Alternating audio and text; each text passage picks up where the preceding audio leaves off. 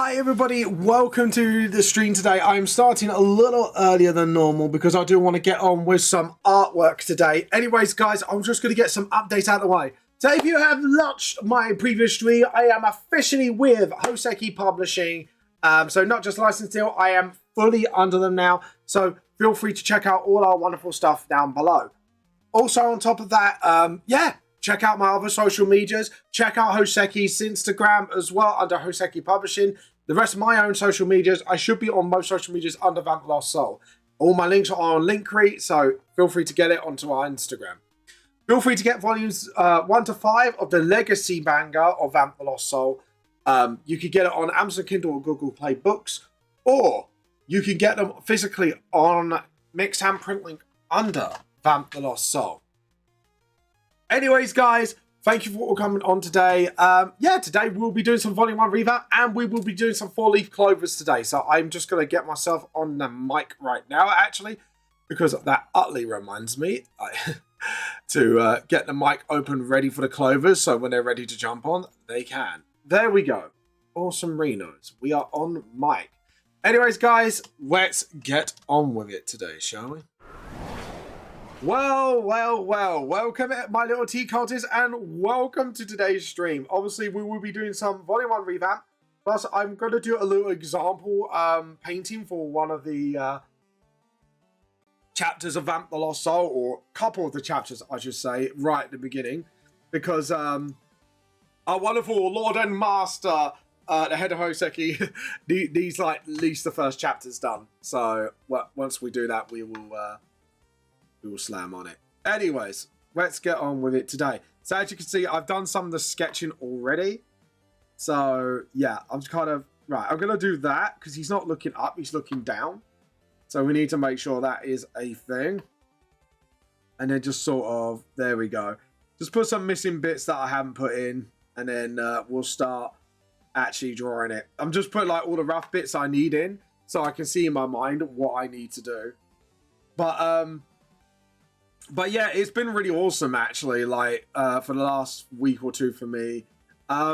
Also, some interesting things have been happening on the world of gaming. Black Ops 7 has been getting a load of refunds. Again, that's like Black Ops 7. They've been made to start giving out refunds, which is absolutely fucking insane at the moment. To be honest, after what I heard, because I was like, hold on, Black Ops 7's getting like a shit ton of refunds. What's going on? Like, something crazy must be going on. Well, it turns out they didn't disclose of use of AI in their game, and people are pissed about it. And there's other things as well. Apparently the campaign's not that good and stuff like that. Like, when I was shown like scenes from it from a like game reviewer to point out problems, some of it you could really tell like there was some AI writing going on. Like, I'm not being horrible. I could be wrong, but you could tell there are certain aspects of the game is definitely AI generated. Something seemed a bit jank. And that's the problem right there is, and even like one of the biggest YouTubers like Bricky from Adeptus Ridiculous has actually got a refund on his game as well. So yeah, because I think in some areas of the world, you have to declare if you're using AI or not.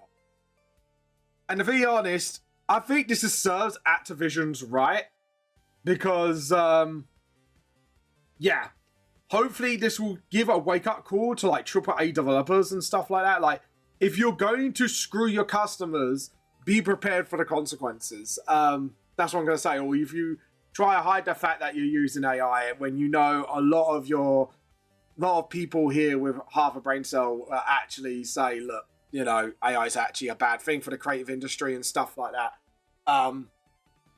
Yeah. So Activision's had their asses handed to them by the customer base. So I wouldn't be surprised if the game dies out in a couple of months and they will just cancel the game completely, in my personal opinion.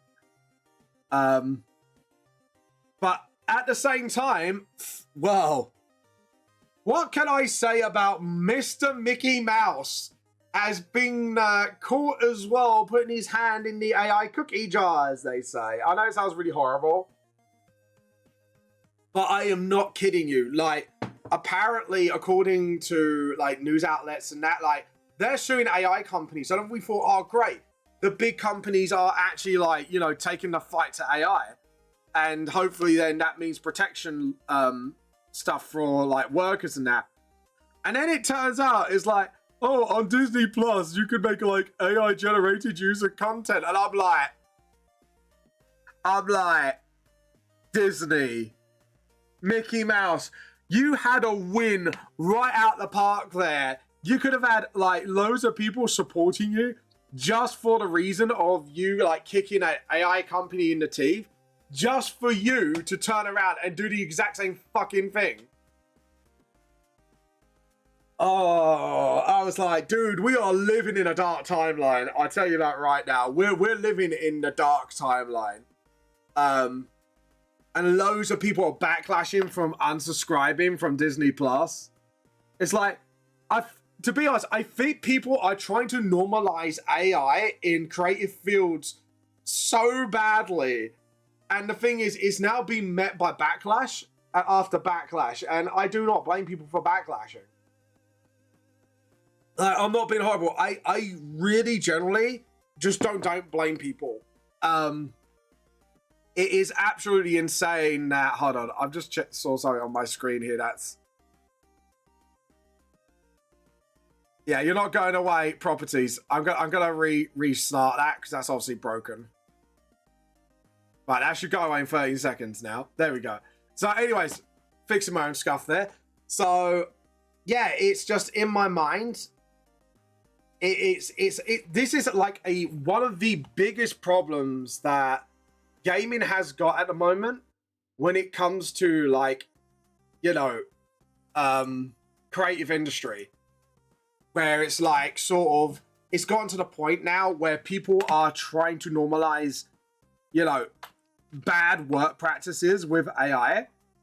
So then they can make the excuses they need to lay off workers and then hand out AI slop like it's the new big thing.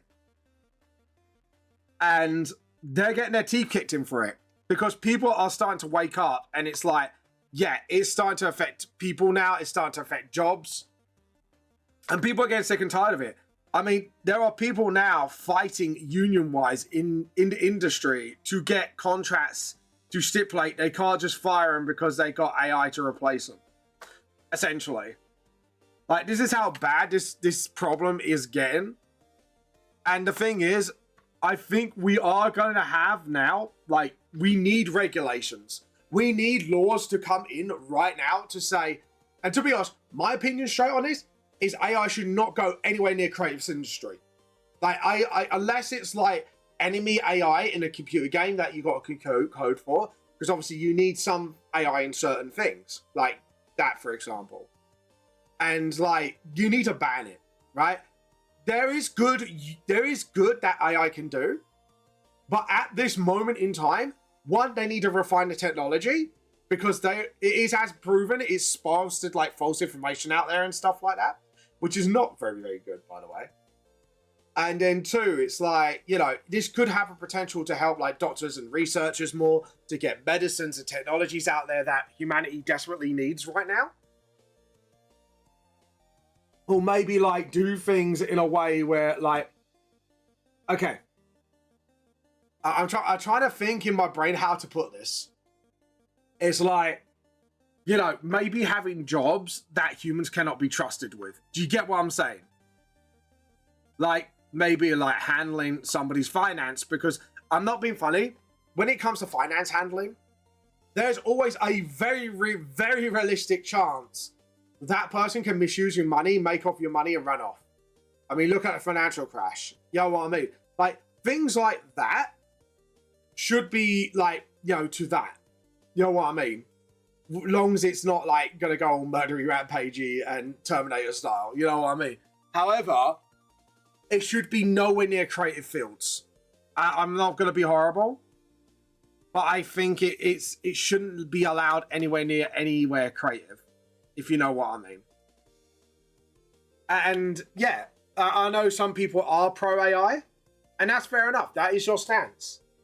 But this is why I don't allow like AI artworks or videos on that to get into like my Discord. We've had a few slipped in and we had to have people point it out. So I'm in the process of thinking about who should be art moderator so they can have a look at this before I even look at stuff.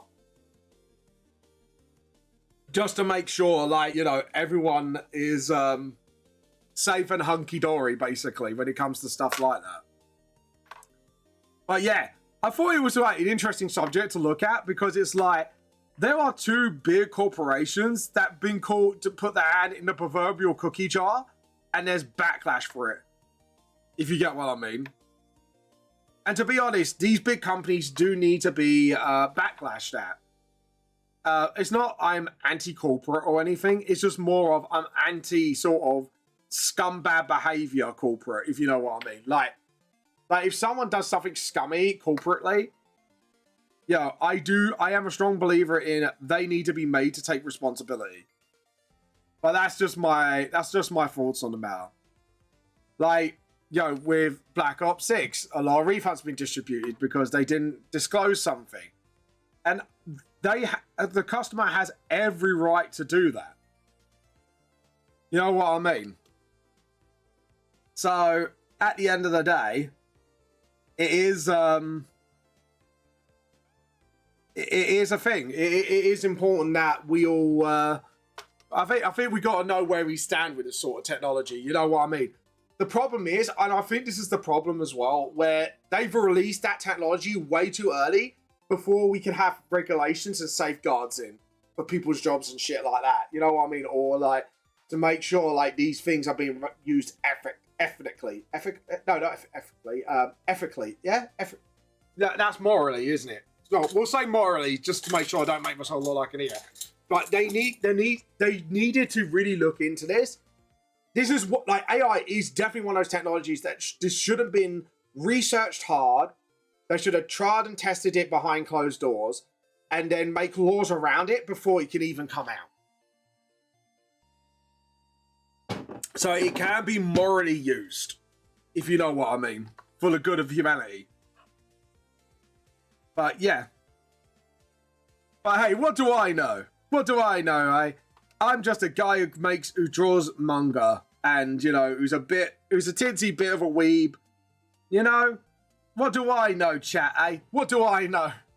Apparently I know nothing. I know nothing. But that is my thoughts on the situation. If you want to give me your thoughts, feel free to, because this is going to be an interesting topic because, yeah. And another thing that's been happening in the gaming space is a lot of Japanese studios are backing out of Western territories. And you know what the worst part is?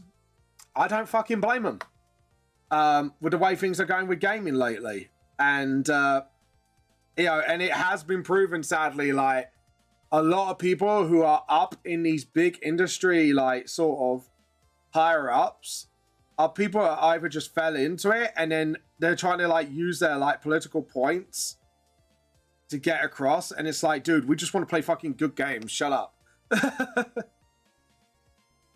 And don't get me wrong, you can have games with messaging in it, like moral messaging and stuff like that. But at the same time, just remember, fun becomes first and good storytelling, if you get what I mean. If you force a narrative in there which has no right to be there, that's when you're more likely going to get burnt. And it's true. Like, and I think, you know, people have forgotten that lesson. Like, sometimes telling a good story trumps messaging. Like, and that's the thing. You need to be able to tell a good story. And that's what I think, honestly, on the subject. It's like, and if you disagree, that's fair enough. We'll allow to agree to disagree. But yeah, I just thought, you know, that news was kind of worthy to talk about, because normally we just, you know, chat shit, have fun, you know, and talk, like, philosophically about, like, writing and gaming and stuff like that from time to time. Like, but this is now, like, this has become such an issue with the creative field. It's like, yeah, Disney and Activision got burned, and rightly so. Like, that's my opinion on it. It's sort of, they've absolutely got burned for their greed and for a lack of like transparency and fucking honestly, good. And on the other side of things is indie games that are made by passionate people. They've been blowing up lately. You do get some good AAA games like Digimon Time Stranger and stuff like that I've been playing lately. But there is apparently some really, really good like games out there. Like I want to try out Expedition 36. I want to try out Black Myth Wukong. Things like that. Because I know they're really good games. And the thing is that leads to my point earlier, is like sometimes good gameplay and well-written stories can trump anything. And like a well-written story, you can have a message in it as long as it makes sense within the world, if you know what I mean. If you look at Final Fantasy VII, the reason why that game is so beloved, not just because of the messaging alone, it's the characters, the gameplay, everything about Final Fantasy VII, right, was good. You know what I mean? And having a world that was basically dystopian, in a sense, where it's like, oh, the companies are like taking over the world, and you had very well written characters, and it was about like environmentalism and stuff like that, but it wasn't like very heavy handed. It was weaved into the story, and that's what made it really good and got people thinking. And the problem is, I think writers in gaming these days do the equivalent of moral messaging with a sledgehammer and you must believe what I believe in, or I will say you're a fucking bigot. and sadly, that's the state of gaming these days. And I think these small indie teams are picking up what we don't want anymore, and they're just going, right, let's make a good fun game, or make a game with a good story. It doesn't have to be, moral grandizing, or look, we've done a thing. We're cool, right? We're hip with kids. Look at our moral messages. It's just like, no, they're making good games, good stories first, and that's what we need right now. We don't need this like moral grandstanding, basically, is what I'm saying. Because when you do that, you pretty much lost the battle straight away. So, hold on. I'm going to draw this rock first. That's coming out the page here. Because I just realized, like, how dopey this is looking right now. But yeah. But that's just my vibe on it, really. Like I say, guys, tell me what you think. What do you think of these situations with Black Ops and Disney getting flame grilled over their new quote-unquote feature? And is it every right to do so? What do you guys think? Let me know. I'm really curious to see what you guys think about this. Like, and I think a lot of people are waking up to the slop lately, and they're just like, why are we accepting this? Why are we accepting slop as our Lord and Savior? Hold on, I need to save this for a moment.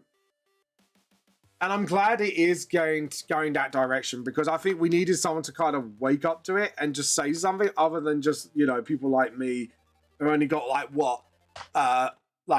443 followers on Twitch, and I get maybe 3 or 4 people, maybe 10 at most if I'm lucky, to talk about these things. But yeah, I think morally, Activision and Disney are getting what they deserve. Well, Disney getting what they deserved again.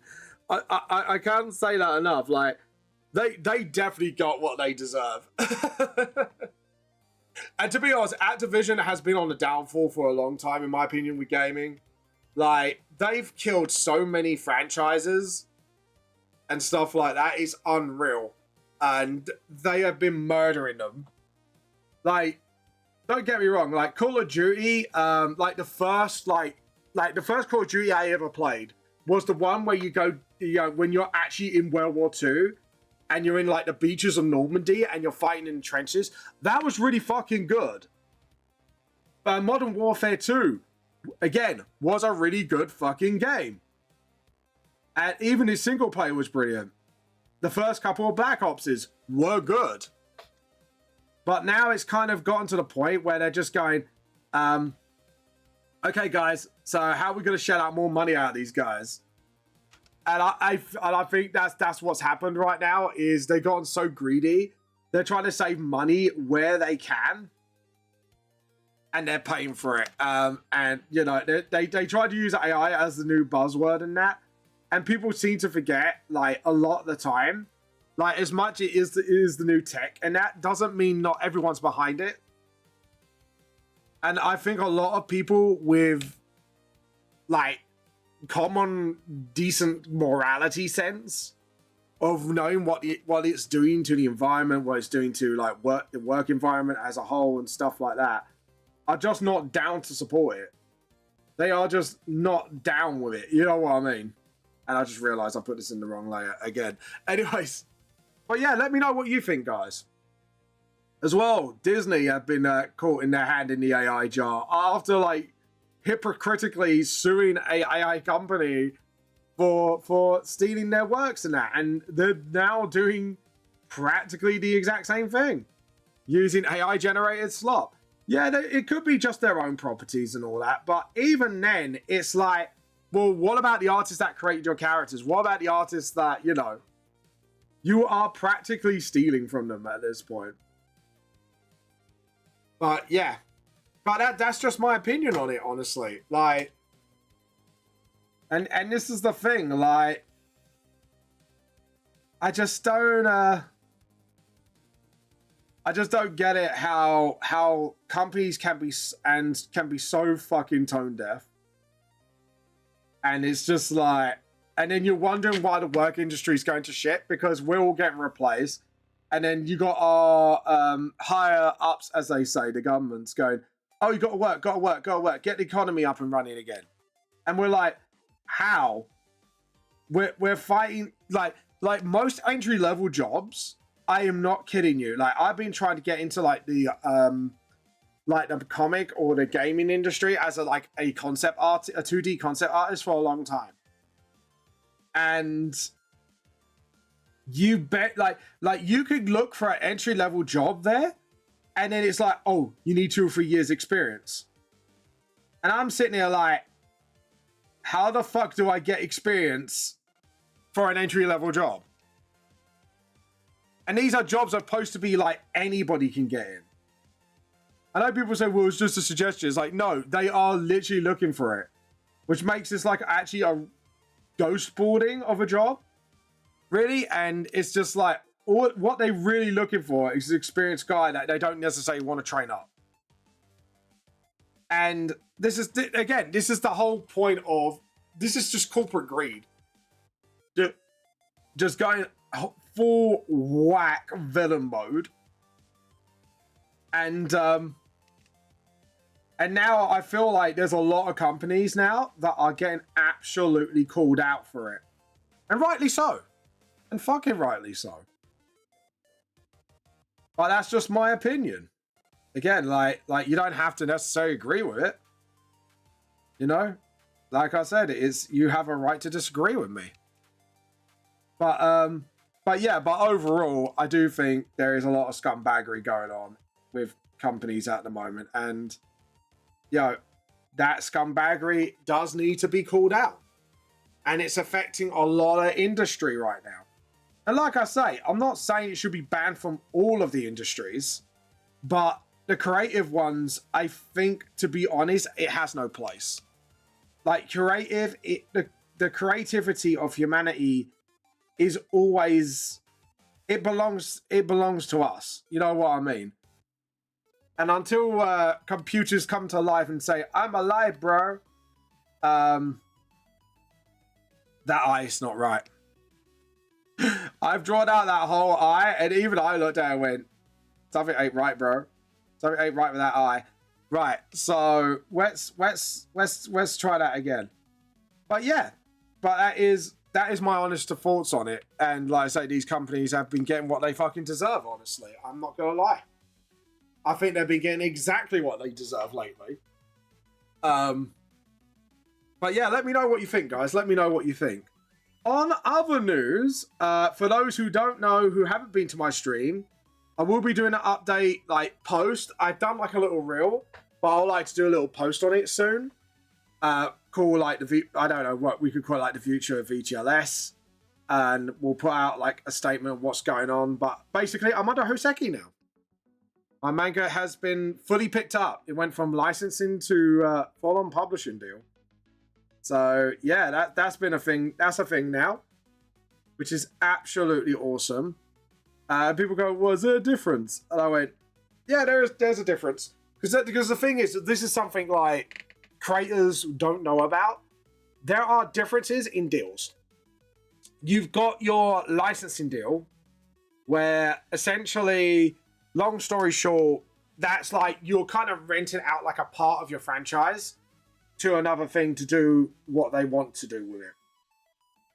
And then you've got a publishing deal where, you know, ideally, and I say ideally, you have like sort of like a cooperative deal where, yes, you're coming under them, but there are like sort of like, you know, like it's like a partnership.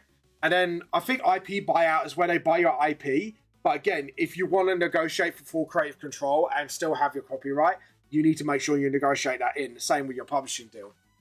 But I could be wrong. I could be totally wrong on that.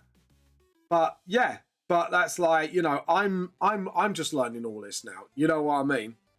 I'm trying to sort of you know, get my head around these sorts of things right now, because I want to make sure, like, you know, whatever knowledge I accumulate over this sort of thing, that I can then pass on to you guys and go, look, this is what I've done, and this is what you don't do what I done. And also hopefully it then arm people the knowledge to do, like, you know, good things with their artworks, and to make sure like they can go out there confident that, you know, they're not going to get screwed.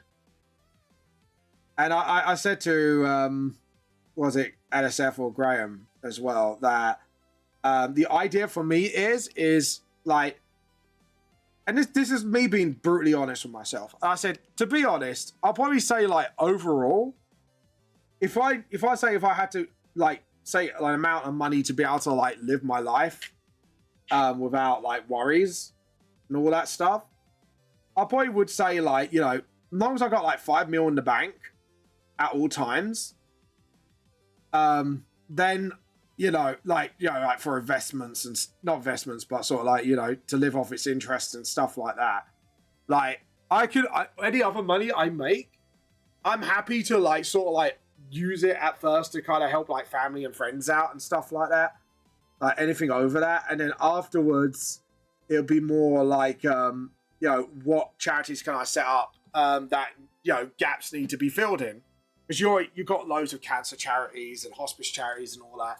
I think for me, I'll probably have to look into like getting a charity to hire like solicitors and lawyers that would for free help artists navigate the corporate space, so they can get themselves the best contracts, the best deals, and then link it up to, and if that goes well, link it up to like an academy. Like getting charity funded to sort of like, you know, like a school that specializes in like arts, like in like jobs in creative fields, like gaming, art, and all that fun stuff. And then obviously those two would link together, because part of the education can be like, you know, lawful education, and like sort of like then you could be your own judge of things at times. But yeah, but things like that, like, I want to do some good in the world, so I want to leave the world better than I found it. And if I could do things like that, and maybe like use my money for good in things like that, and obviously like, you know, fight the good fight for the creators, then yeah, like I can leave the world better than I left it in. You know what I mean? And maybe like see some other causes that might need my, like, you know, help as well.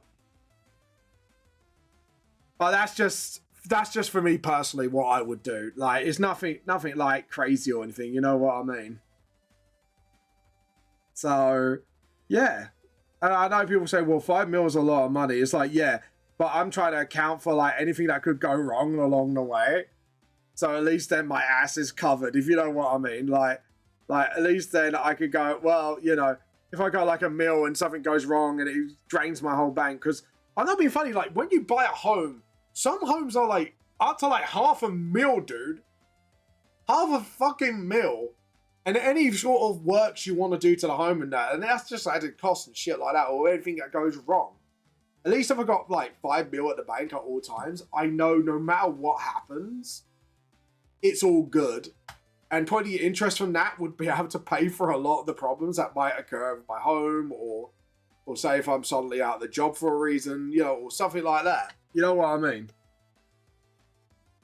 And I wouldn't rest on my laurels either. I would probably, my career would be my books, if you get what I mean, and streaming on here because I enjoy it. Because if you enjoy what you do,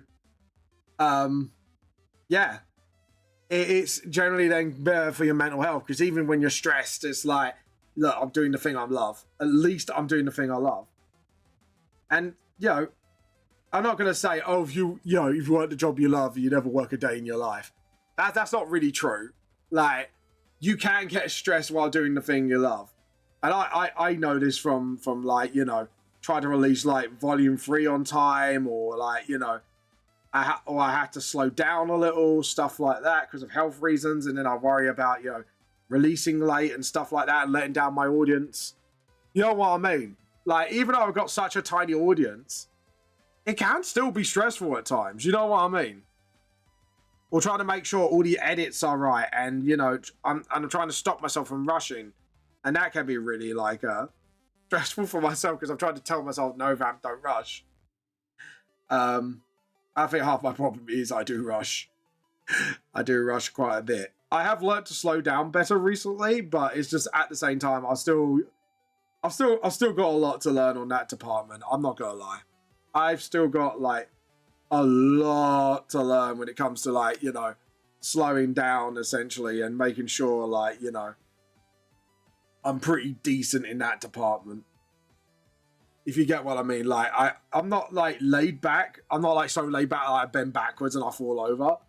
But at the same time, it's like, I've got to make sure like looking after me is a good way to go, because then I could be more productive in the long run. If you get what I'm saying. Yeah. Sometimes you got to put that grind in though. And I think that's what that is as well. You got to put the grind in and put the work in. So, yeah. Anyways, guys, how you been doing today? What games have you been playing? What manga you have been reading? What stuff have you been looking up? Let me know, let me know, let me know. Obviously, not something too crazy, please. But yeah. Anyways, enough about the old Disney getting their ye old Disney getting their teeth kicked in and stuff like that. What have you guys been up to? Well, like I say, let me know what you've been doing, what you've been up to. Tell your tea cult leader, my little two cultists. Tell Vamp what you've been up to. Anyways, there we go. We just got to do this line here, just to sort of get rid of that one. See, I like doing lines like this because then I can kind of like not worry about like doing it too short. Thanks to vector layers now, I don't have to worry about like getting it line accurate. I could just go, oh, go, there's the glove, like edge of the glove. I just do that, and then boom, done. So yeah, I have to admit, this is like one of my favorite things that I've been able to do now, like thanks to this. And then just sort of, oh, I will be putting like the plates in for his knuckles as well, so. Yeah, and if you're an artist as well, what you been drawing? Or do you create your own series in that? Let me know. I would love to know, guys. Let me know, let me know, let me know. And if you have a lovely cup of tea, then I might have to steal it, you know?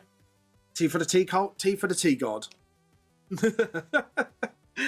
I need like a version of the Corn Berserker armor. But it's just like covered in tea bags. That's like when I go heretical, not heretical mode, but like tea cultist mode. And I can scream that phrase like out loud and proud. Sorry, I just listened to that music. It's like, that sounds a bit like when you go into the circus in, you know, like the old 2D games. Do you know what? Actually, talking about old 2D games, right? There's a game franchise that no one has talked about in years, and he's like an obscure little guy, and I'm not sure if you heard of him, but Aero the Acrobat. Does anyone remember like playing that game when they were little? Tell me if you do. Like, I remember when I first played that game on the SNES, like Aero the Acrobat 2 I never played the first one, but I always did play, the second game. Damn, I had to admit, that game is fucking hard, I'm not gonna lie. Like, it is fucking hard, I'm not gonna lie, but it was a good game.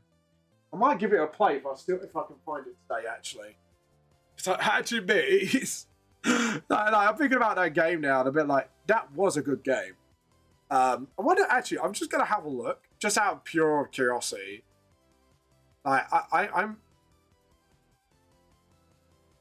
just want to see out of pure curiosity, and just see if,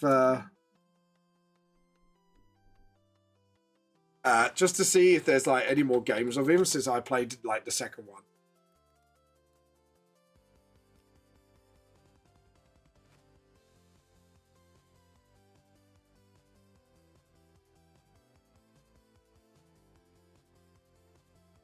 Hold on.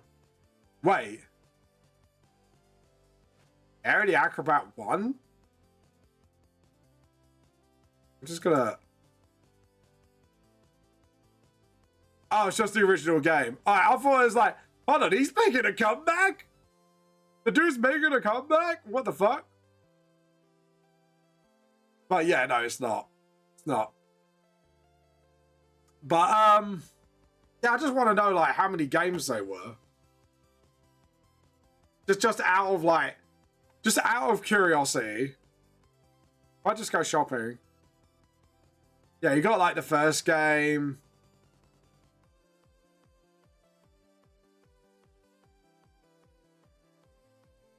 What the hell? Carnival Revenge. Apparently there was, like, a... Yeah, there's the second game, there was the first game. And then there was a Game Boy game? Apparently. Oh no, it's a Game Boy Advance game. Hold on, there was another game after the second one? Yeah, there was only 2 games. I thought so, because it's like... Can you imagine as I say that, someone's going to drop a fucking trailer on it and be like, hey, game, hey, Vamp, check out the, check out the new game that's coming. I was like, wait, what? But yeah, I just wondering if anyone actually remembered that game. Like, let me know in the comments. Like, do you actually remember the game? You know, you don't have to humor old man Vamp. I'm not an old man, by the way. You know, I'm still, I wouldn't say relatively young. I'll say I'm young-ish. You know, I haven't hit. Basically, what I'm saying is, I've not hit the big numbers yet. I'm still relatively young-ish. You know, I'm still hip, guys. That's me just being forever in fucking denial. Fucking forever denial, that is. But yeah, just like I just wondering if anyone would ever remembered it. You know, like it is an absolute like childhood of mine. I'm like, I wonder if everyone remembers that game. Like, I remember Bubsy 3D when I rented it from Blockbuster, and then I realized how terrible the game was. That was one of the few platformers from my childhood I actually fucking regretted playing as a kid. I actually, like, full on regretted playing because, you know, my brain was like, oh, shit. This game weren't good.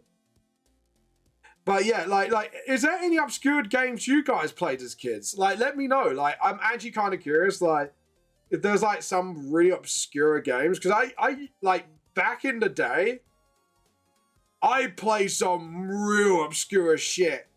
Like, before, like, I played, like, Digital Devil Saga, which was really obscure back then. Before, like, Persona blew up. And, like, they kind of, like, you know, it kind of blew up the whole franchise up. If you get, I can't really say like the full name, but it's like Tensei Manguni or something. Tensei some, I can't. You can tell like I'm really struggling to say that. But yeah, like if you remember playing anything like that, like I said, like my first exposure to that series was Lucifer's Call, and then it followed up by Digital Devil Saga, which, like I said, back then, that was really obscure, if you know what I mean. Like, very obscure. So yeah, if you do remember that, let me know. The other game I used to play, like when I was younger, which was like really obscure, was I can't remember the name of it, but my stepdad had this game, and it was on the Sega Mega Drive, and he had this sort of like Knights game, which was super fucking hard, and at the end of like every like, it's not Golden Axe, by the way, if you're thinking that. This is like something else.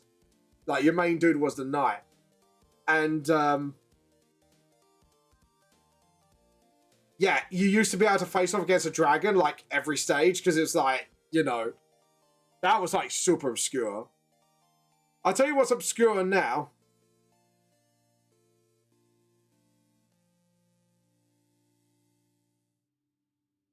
But, yeah, so yeah, it is definitely super obscure. And I'll tell you another game that's really obscure now that used to be way popular back then. Fucking Columns. Like, that was like the rival of Tetris. And it's never, ever, ever, it's never like popped up again ever since. I'm not kidding you. Like, if anyone does remember that fucking game, good on you. I honestly, no, good for you. Like, I remember it because you used to have to, like, you had these, like, crystals that you had to get 3 in a row. And it was basically Tetris. And that was, like, yeah. I've had some really obscure games. Like, Carmageddon, I used to play on the PC. I know that's not as obscure as it used to be. But, like you say, like, in a way, I was kind of like the OG nerd of these things, like, you know, I'm not saying I was the first player to ever play it, but like I would be like out the friend group. I'd be like the only guy that plays like those sorts of games. And now everyone's gotten into it. They're going, oh, you remember this game? What is this game? It's like, yeah. I'm waiting for the day where Ari Acrobat does make a fucking return. I'll be like, oh, I remember that fucker. With the really nutty gameplay and shit like that. You know what I mean?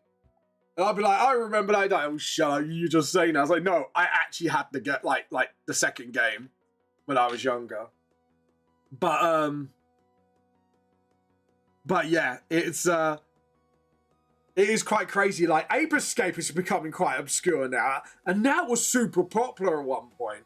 I'm not sure if anyone remembered that. Like, that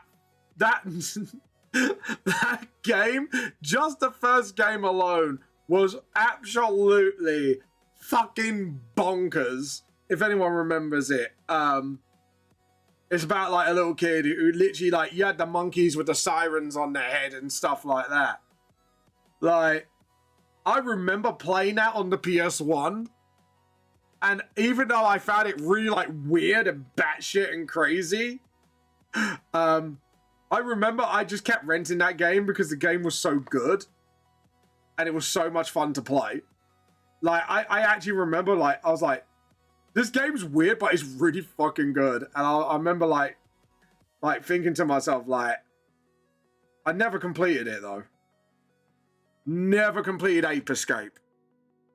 But I remember having so much fun with that game. And all the power-ups you can get after catching, like, a certain amount of monkeys as well. Which was kind of brilliant. Well, apes, I should say, because they're apes, not monkeys. They're completely different things. And then, like, the main bad guy was, like, this, like, fucking lanky white chimp. I remember that much. I remember that much about the game. It's like this lanky white chimp with, like, an emo haircut. Oh, my God. It was like, oh, look at the edgy little edge ape. Edge ape? Would you say that for edgelord for a little ape?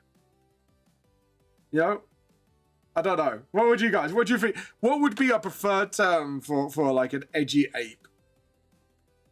You know what I mean? Give me your best, like, or I should say best. I should say worst dad pun for an edgelord ape. You know, give me your worst shot. Can you make me groan, but not in a fun way?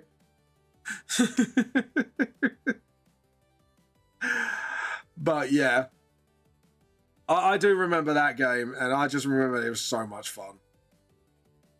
Like they're like back in the day, they were like single player experiences I would go for again.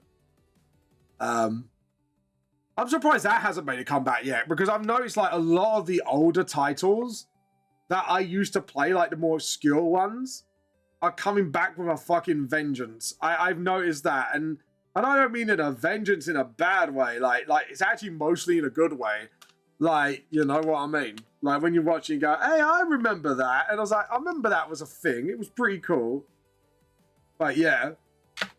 It's like Tamagotchis, like, I know I said this a few times, but Tamagotchis have come back with a vengeance. Like the amount of times that I've seen now Tamagotchis in stores recently and been in like toy like booklets for a long time, I'm like, oh my god.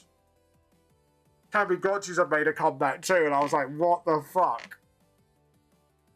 It is kind of weird. It's like Digimon has now come back swinging as well, and that was almost faded to obscurity, and now it's like, oh shit, it's coming back. But yeah, to be honest, with Digimon, I feel like that was definitely a case of it was coming back anyways, because I remember like since Cyber Sleuth, people were murmuring about it, and now it's like Time Stranger. It's like all I've been getting on my YouTube feed is Digimon Time Stranger, because I'm trying to look up like certain things, and I've already like started to use an exploit on my new game plus, and it actually involves like Stingmon and Veedramon, which is fucking brilliant. So you like go to a Coagramon, and then you digivolve back to their fusion state, and then you kind of digivolve back further, and its fusion partner, it makes a duplicate. And then you can literally rinse and repeat the process and get like, and then digivolve Veedramon up to like, you know, like the max level. And then you get like a shit ton of XP for it. So what I'm doing first is, because I just realized as well how I could really, and I could really abuse this exploit. And I mean, I could actually abuse this exploit. Because what I've realized is, obviously, when your bond is at 100% and their talent is at 100, like, you could carry on a lot of their stats and get them to max level. So, I'm not max leveling them because that's going to take too long. But what I could do, right, this is an exploit I've actually thought a little bit further about since it was introduced on YouTube. I was like, you could take this exploit a lot further. 100% your bond and your friendship with Stingmon, because that stat carries over to the copy, and you could always carry on that 1% of stats, and then what you can do is after that you feed all the Veedramons into Stimmon, max out all of its stats, so even after Digi-Evolution, you can literally create shit tons of really strong Veedramons, shove it into your Digimon, and then any Digimon you do will just max out pretty much instantly.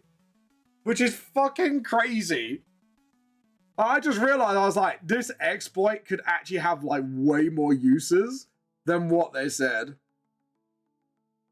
Hi, Mutt Bear, how you been? Welcome to the stream. I was talking about, I have already found an exploit on Digimon Time Stranger, but I'm using it on my new Plus game playthrough. So, and I just realized you could make like really strong fucking Digimon. It would take some setup, but you could actually do it. And it's crazy how you could really explore this exploit to the point where you could literally like get like the strongest Digimon quickly. And it's a fun one as well. How you been, my bear, by the way? Plus, we were talking about how a certain game franchise is losing its fan base quickly because they got caught in the AI cookie jar, and a lot of people are refunding it because of that. I'm EP, but good. How are you? I'm good. I'm pretty good. Mutbear, were you here last stream for the big announcement? Yeah. So you know Black Ops 7, Mutbear? They got caught using AI assets, and even Bricky from Addendum's ridiculous. Black Ops, Call of Duty. They got caught because they did disclose they used AI in their game to make their game. And now like people like even the biggest YouTubers have called them out in public. They're gone, oh, I want a refund now. Because you didn't state there was AI in this game. Or usage of AI. Hi, Halupe. So, yeah, Activision have been getting their asses handed to them by gamers. Yeah.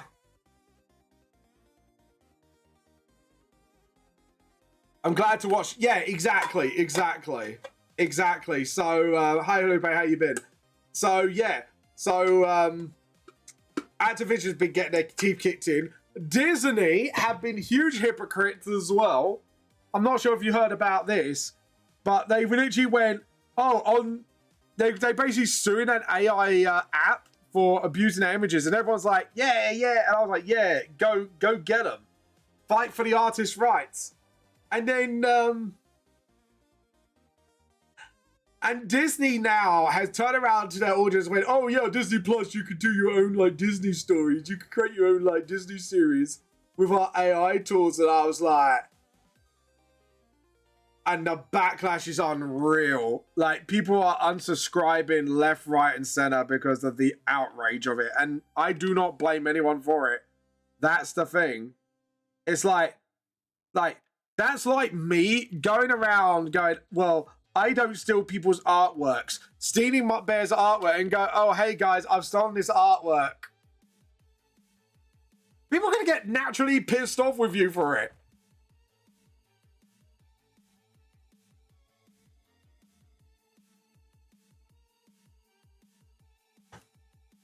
But this is what I'm talking about is Disney could have had a slam dunk win if they just kept in a lawsuit, pushed for legislation for like control like of AI laws. So essentially they can go, right, you can't fire employees to replace them with AI. You can't use AI in creative fields, stuff like that.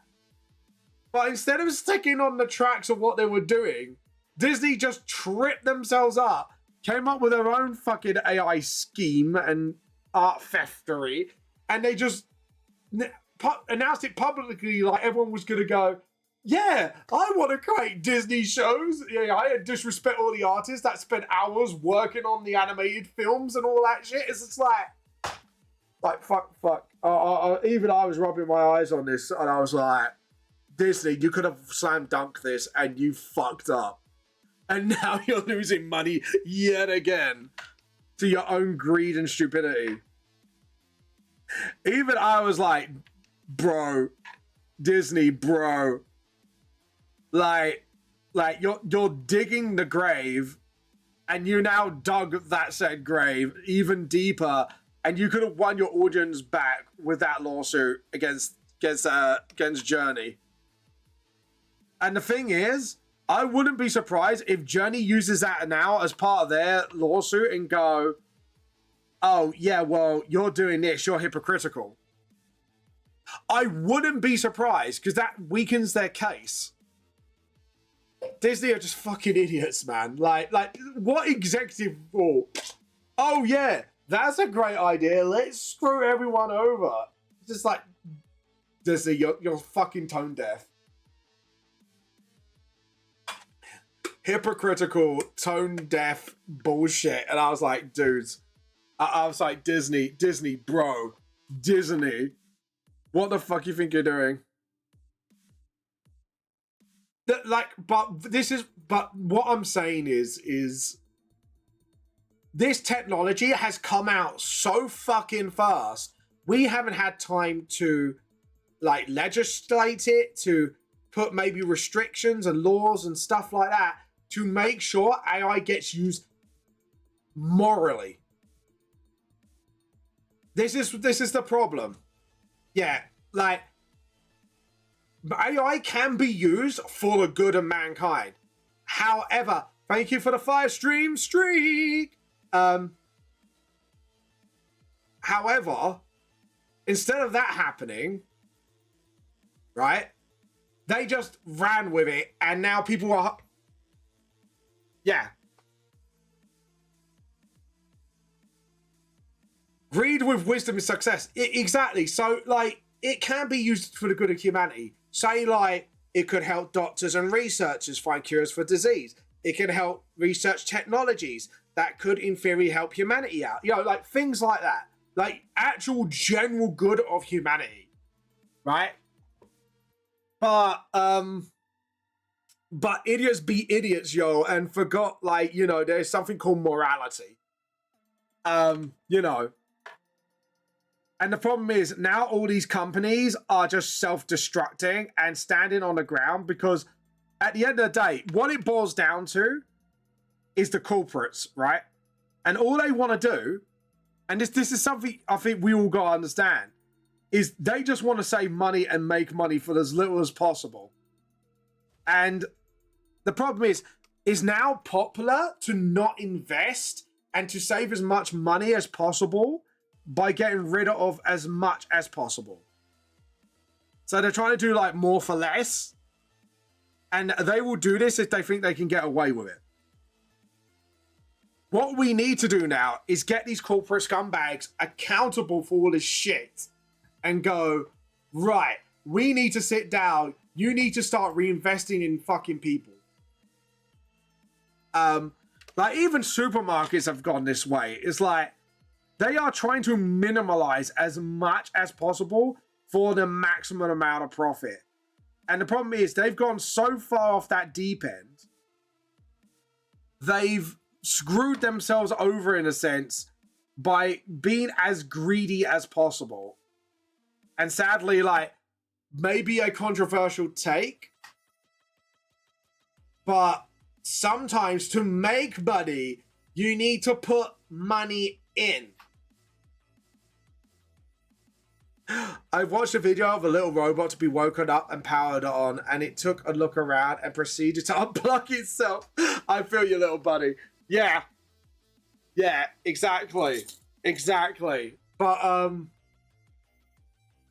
that's what I'm saying is right now, people are so short fucking sighted and doing like short-term gains. They are not looking to the future where they could actually go, yeah, I could retire easily with like this amount and then just like, you know, do some actual good for the fucking community. Instead, they're just going, all right, how can I squeeze everybody for as much as possible for as little as possible? And the problem is, and everyone's going, oh, blame the economy and that. It's like, well, no, it's greed. You blame fucking greed. Like, it's like I said to people, right? Personally for me, right? For the rest of my life, right? I don't need 1 billion. I don't need like 100 million. I could probably sit comfortably at about 3 to 5 million for the rest of my life. Live off the interest of that, and any extra I make above that in my bank, I could put towards good things or help my family out, help my friends out, get them all sorted so they don't have to worry about shit again. And then actually set up like charities that could actually be good for people. Instead of just doing like 100th like hospice charity, I could look at art charities and stuff like that. You know, somewhere down the line, corporates will start out so people-centric, it's actually caring. And then they fuck it up once they get the taste of the big bucks. Also ads, be right back. The big corporations have one huge problem. Their status influence.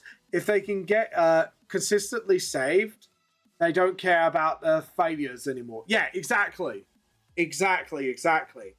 And that's what's causing half the problems.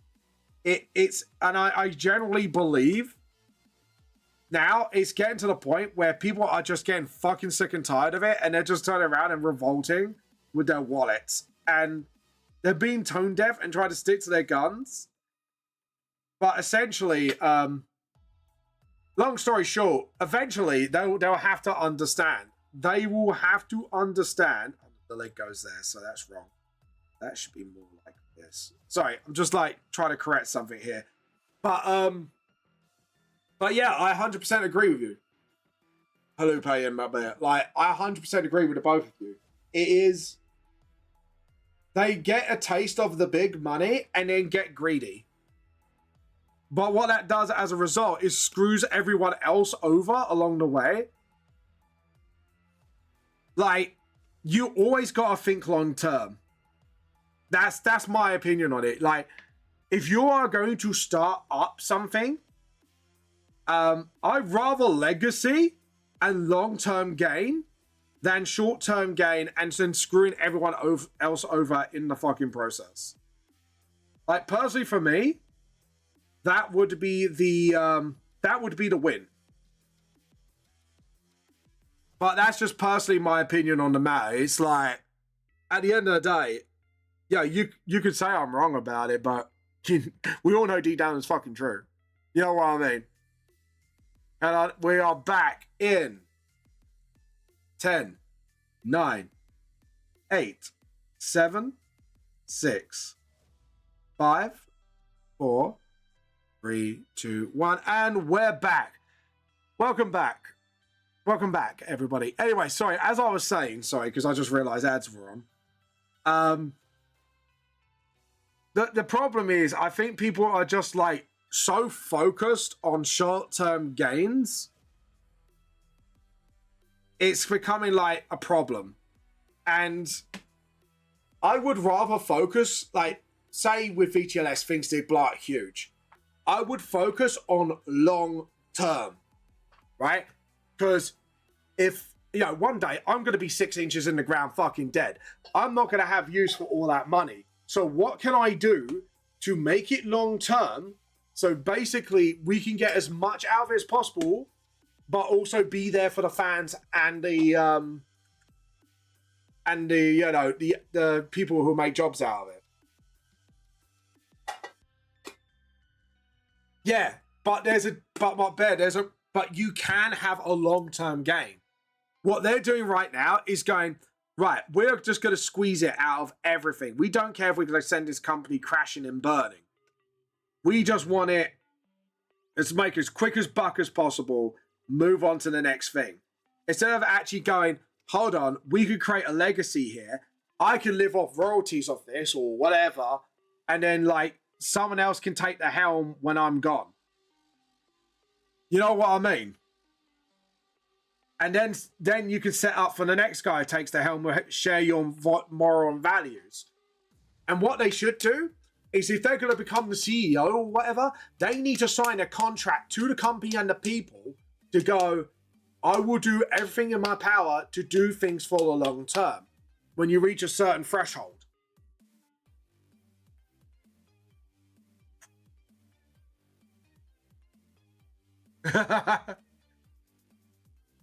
I meant 6 feet, yeah. But like I say, like, what am I going to do? Like, if I did have billions upon billions of pounds and I didn't use it for anything else, what am I going to do with it? How am I going to spend billions upon billions or like hundreds of millions within a fucking lifetime? The answer is, you're not going to. It's completely like shit. It's going to be useless to me. So I might as well do the most good I can out of it. Be happy with the 3 to 5 million in my bank and live off the interest. And anything spare I earn, I could just, like, you know, help out, like, friends, family, and start up charities. You know what I mean? Like, charities that actually do things for the world. Or do things like I want to make a charity where people can get solicitors and lawyers for free to fight their cases or get advice for the industry. But yeah. The problem is they already have a contract with the stockholders, and they want to see money. Right. I have to admit, I think stockholders are a big fucking problem with today's society. Because the problem is, I'm hungry, soup and grilled cheese. I'm going to grill me some cheese. That's fair enough. But this is the problem with shareholders. They want to see money. They don't want to see long-term gains. And the problem is, you could make as much money as you can for as long as possible, or quickly as possible, I should say. But eventually, you are going to run out of that goodwill, like Hasbro has been doing with Dungeons and Dragons and Magic, and it's just going to crash. You're not going to make any more money. And then what you're going to do? You're better off doing a long-term gain. Tell your shareholders that we know what we're doing, shut the fuck up, and let us actually do the business. Let us actually do what we do best, which is to create a good game for everybody to buy, and the money will come in the long term. Simple as that.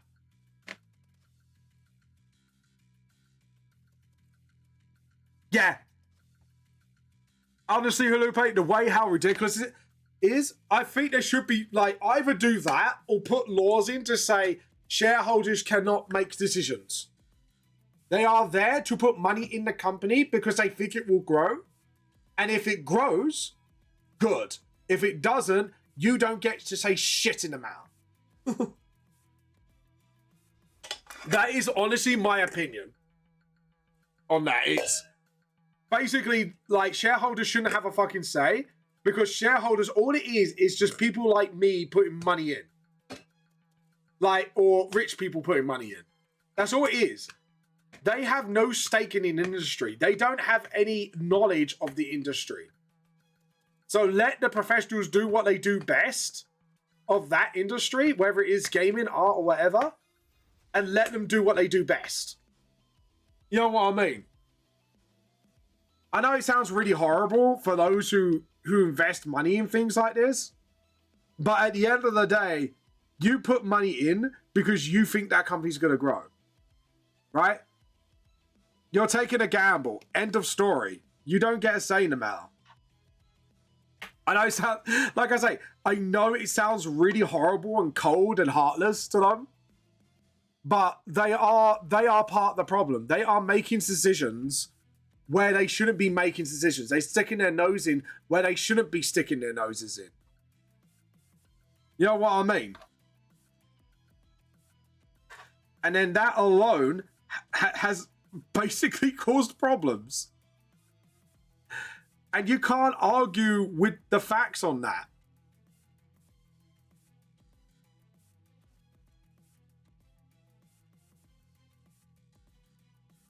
Yeah, but then that's the problem. When you government fund things, right? Let's say for argument's sake that goes through, right? How do you know that a politician wouldn't do something to get something done in that company? Do you get what I mean? So they can make more money in the short term. That's then another issue you got to contend with. You got to make sure that we can call shit like that out if that shit ever happens. If you catch my drift. Like I say, I get what you're saying, and I do agree to an extent, but at the same time, it's like, then you need to set something up, if it's government funded, to say, right, governments who get involved in government funding cannot say shit on what they do. And this is the same with shareholders. I think there should be a law where you go, shareholders don't make fucking corporate decisions. Because all you are investing. That's all you're doing. You're investing. End of story. You know what I mean? Like, I do think shareholders can be a good thing if the company are allowed to make the decisions. And the shareholders can't complain. Like, in the office I work at, you have shareholders walking around, right? I am not kidding you. Like, walking around where I work, and they just watch you work. And then they're having conversations, and it's making you nervous because they're not asking you questions. They're just looking at it, and they're probably forming opinions without having that educated, like, say someone who works in the field I work in, to tell them what's going on or where things need to be resolved. if you get what I mean. Like problems in the workplace where we need to innovate as a company, stuff like that. So this is what I mean. It can be a good thing, but I think we need to make sure that we can call out like corporate bullshittery when it comes up, and they're just shitting for the shareholders. At least if you make shareholders making actual financial decisions illegal, then we can turn around and go, hey, you couldn't do that. No. And that would be the same for government decisions as well if it's government funded. But that's just my opinion. And like I say, I don't know much about this stuff. And like, I'm only just sharing an opinion, and at least I can say that is an opinion. I wouldn't let people take my opinion seriously, if you know what I mean. Unless I did some in-depth research on it. But I think it is a little bit of a no-brainer, in my opinion. That's all I gotta say for now. But guys, what do you think? Let me know. And this is all coming from, Black Ops 6 went downhill, basically, and people are getting refunds left, right, center. Because there's a dog shit game, and people found out there was usage of AI in the game. And Disney's getting the same flack for like their new feature, Disney Plus, as well because of that. So, which I'm kind of glad is happening, because it sends a loud and clear message that, yeah, we don't want it, and we don't need it. If you know what I mean. That leg's not... I don't like that. That looks bad. So that leg's... So really, we should really do that and maybe do that. I'm going to be honest, I'm going to make that image bigger. I don't like the way that looks. To me, that looks really off. Transform. Scale. I think if we're going to do the jump back, we do that. Then maybe... Ooh, edit, undo. Let's try that again, because I didn't like the way I did that. Free transform. Edit, transform. We want scale and rotate. But yeah, that's just my thoughts on it. But like I say, it's... But Lupe, I get what you're saying. Do not worry. Yeah, I do agree to a certain extent. But again, we need restrictions to make sure, like, things are done in the best interest, if you know what I mean. So, yeah. But yeah. But anyways, guys, what have you been up to? What games have you been playing? What animes have you been watching? Let me know. So we will get a little, not charge, I would say, but a little political with companies and stuff like that. But yeah. Like, responsibility of corporate greed. Should people take responsibility for corporate greed? But yeah, there you go. But yeah, I think people are just waking up now, and now they're getting into more indie games. Like, I know I've been getting into indie games a little bit myself lately, so yeah, it is nice to see, like, the more passionate and the more, like, well-deserved of the industry is doing quite well. So I'm kind of glad that. Plus, again, that sends like a good message out that we want good games. I'm still playing Stellars. Yeah, I want to play Expedition 33, and there's other games I've been eyeing up as well. As like I know they're not like they're like more like a double A thing, but I heard like Expedition 33 is like really fucking good, and I need to play it. I'm still a beginner with 30k houses. That's cool. Houses or horses? Sorry, did you say?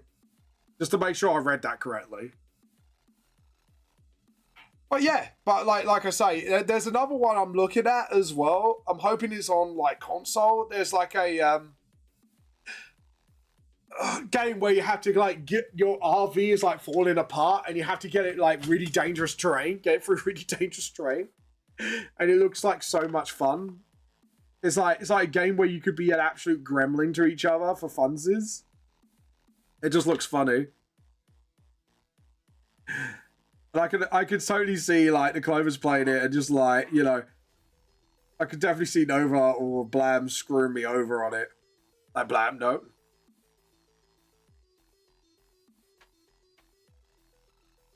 Why they're banned? Does it because it's got, like, explicit themes on it, maybe? Which is fair enough. No, that is a little pot kettle from Twitch. What happened at Twitch, Connor? I'm not being horrible. The poor old Emmy root. So, you know what I mean.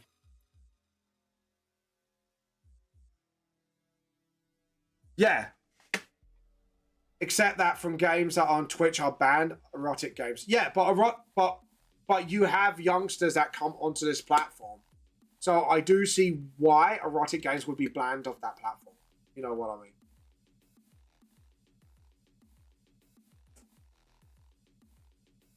So you know what I mean? At the end of the day, like, this platform is made for like under 18s as well to come and watch their favorite creators play games. So, you know, that's fair enough. You know what I mean?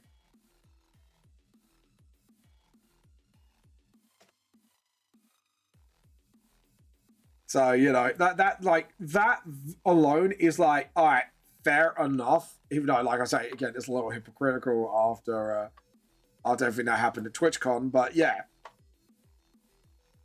But yeah, it's just like, it is a bit odd. And I have to admit, though, I do find that quite hypocritical when they ban those games, where they allow certain streamers to do certain things on Twitch, and somehow they only get like, I don't care about it. It's simple rules of Twitch and I respect it. Yeah, exactly. But like I'm calling Twitch out of being hypocritical as well, because I've seen streamers, right? And I'm not kidding. Like, they will literally I would say pretty much, because it's not really fully exposed.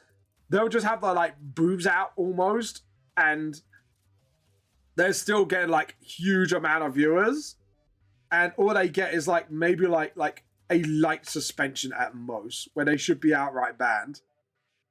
Or yeah. Like, admittedly, for me, when I see Twitch do that, I'm like, dude, like, if you are going to put these rules up, respect your own rules. You know what I mean? Like, you don't want adult content on there, but you're willing to have someone in a skimpy underwear right now and let them play games on Twitch. Like, personally, I don't get that. I don't understand it. You know what I mean? And I can't... Oh, that's opened by accident. Apologies. But yeah. But that's, for me, that's like my mentality kicking in there and going... Yeah, like, why is that not banned? Like, that's explicit content. And I'm not being funny. I know it's not like pornography or anything. And yes, it is beautiful that, babies are getting born. But you have children on the fucking platform. The last thing they want to see is that. I'm sorry, but blatantly, that is just my opinion on it. And I'm not doing like the whole think of the children thing for the sake of it. Like, that is like, yeah, look, dude, you honestly need to think of the children on that one. You can't have that on there. And people will not allow for that.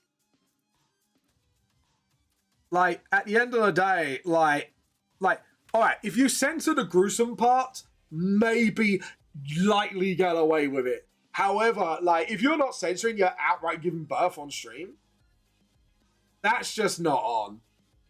That's not on. You know what I mean? Do you know what I mean? Like, that's outright like, dude, no. You don't do that. Kids do not want to fucking see that. You know what I mean? Like, I don't know one kid that'd be like, hey, mommy, I want to see someone get birth. No, they want to see someone play Minecraft and make dank memes. You know what I mean? That makes me an oldie when I say that. And make dank memes. But it's fucking true. You know what I mean? It's absolutely fucking true. Like I have never known, like, I don't know a single artist that would do that. You know what I mean? My last video we talked about... Oh god. Yeah, that's my phone, sorry. It activates YouTube for no reason at times. But But yeah, it's a wrong one. It's a bit of a wrong one, I'm not gonna lie. Yeah, you can't just do that and expect us to be okay with it. You know what I mean? Guys, it is literally hour and a half for art show and tell, so feel free to... Oh, sorry, no, it's half an hour for art show and tell. Apologies. I would if I understand it if OnlyFans because because they are fucked up. Yeah, that's all right. Halupe, I have to admit, I agree with you. Like, if you got websites like the Orange YouTube, as I code word it, and the OnlyFans, like, yeah, because it's designed for that sort of content, so fair fucking enough. You know what I mean? Like, for the more adult content. However, not on Twitch or YouTube or... Yeah, I 100% agree. You know, I know people go, well, you got the National Geographic channel, which shows animals doing it and all that. And I'm like, yeah, but even me as a kid, I was uncomfortable with that as a little kid. You know what I mean? I didn't even know what they were doing. I was going, Mum, why they're hugging like that? It's not hurting the other animal. And my mum kind of flipped the channel straight away because it wasn't fucking appropriate. You know what I mean? Sometimes you got to have a little bit of common sense. You know what I mean? But yeah, it's at the end of the day, how I fucking see it, it's like, yeah, dude, like, you know, yeah, just be fucking sensible. You know what I mean? Like, have some fucking common sense. But to be honest, after the incident with Emiru, I wouldn't be surprised that the people that run Twitch get replaced.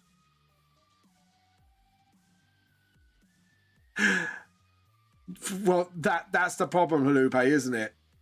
Common sense is a rare commodity these days. It's a very rare commodity. Like, I know I don't have the biggest common sense, even in my alone, but even I know that, if you know what I mean. Like, if me of all people is going around going, look, dude, you can't be doing that on Twitch. Come on. Like, then you know something's fucked. You know what I mean? But yeah, it's, you know what I mean? And the problem is if you're small, you will get the ban hammer immediately. There's no ifs or buts. You will get the fucking ban hammer no matter what. But if you're big enough, however, as a Twitch streamer, the problem is you only get like a slap on the wrist at worst. If you get what I mean. It's a double standard, and they're so focused on like engagement and all that shit.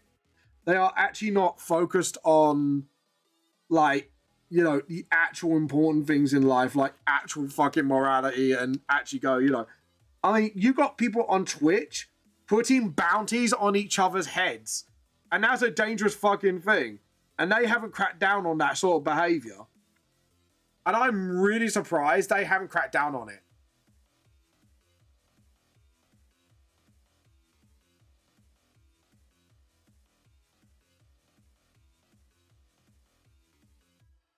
Yeah, like... Yeah, but why do it? Like, I don't get it. Like, why would you? Like, at the end of the day, like, you know, all right, this is what I'm going to say. If you want to broadcast that kind of thing, do it at the appropriate website. And I know it sounds really horrible, but there is time and places for it. The rest of it, however, it's like, dude, no, come on. You know what I mean? Like that, I disagree with. You know what I mean? You know, and people go like, oh, so you're probably against, like, you know, Buddhist and this and that. It's like, no, I'm not against that. No, like I say, if people want to, like, you know, like show affection towards each other on like little peck kiss on the cheek here or there, you know, to couples and stuff like that. I'm fine with that because it's just couples showing affection, or there might be like joking about certain things, and you know what I mean. But any further than that, it's just like, yeah, dude, like there is actual platforms if you want to be an expeditionist, if you know what I mean. Go on those sites, right? They will let you do it. But yeah. But personally, for me, I think Twitch needs to stop being hypocritical and actually start cracking down on shit like that. But the problem is they also allow people to get bounties on their heads on there as well, which I think is incredibly fucked up and wrong. You can't, you know what I mean? That just leads into really dangerous behaviors. And that's what worries me, is people's safety are on the line because of people like that. It's getting wild out there. But the problem is we are so reliant on these platforms like, you know, Instagram, Twitch, YouTube and that to get our stuff out there. We got no choice than to use it. I mean, if there was a platform that was more like moral than this, if you get what I mean, and it's as big, then we could pick and choose, if you know what I mean. So, you know what I mean? It's kind of like a double-edged sword, honestly. Which is really annoying. But I'm trying to sort of... It's really annoying because I'm trying to like sort of create these squares. All these circles make a square. All these circles make a square. But yeah. I don't know, like... I don't know. I think the world's just going fucking batshit now. And it's like... People are just not respecting each other anymore. And it's just like... Even I can see that. I think there was like some... YouTuber that got like arrested for basically harassing people, and it's like, dude, and it's not like it's not like the annoying devil out balls of steel of that. Like it was he funny ha ha. It's concerning, if you get what I mean. The behavior is quite concerning, and I'm surprised like no one's gone like, look, dudes, we really need to chat about this shit. Like, people dox each other, man, as well. And that can be pretty fucking dangerous. Like, online safety has been on a lot of people's minds lately due to, like, the Online Safety Act with the UK and stuff like that. And the digital IDs. And it's just like, yeah, it's on a lot of people's mind because it is a serious issue. And people and the governments and the companies are not really taking it seriously, apart from a few. Like... I don't know how to feel about Apple, because Apple are getting a little hypocritical now, because they're going, oh yeah, we got Apple ID. But at least they're planning to make it encrypted and stuff like that. So you can have some level of confidence with them. Do you know what I mean? I just think like things... I just feel like things are just moving towards a weird direction, and I'm like...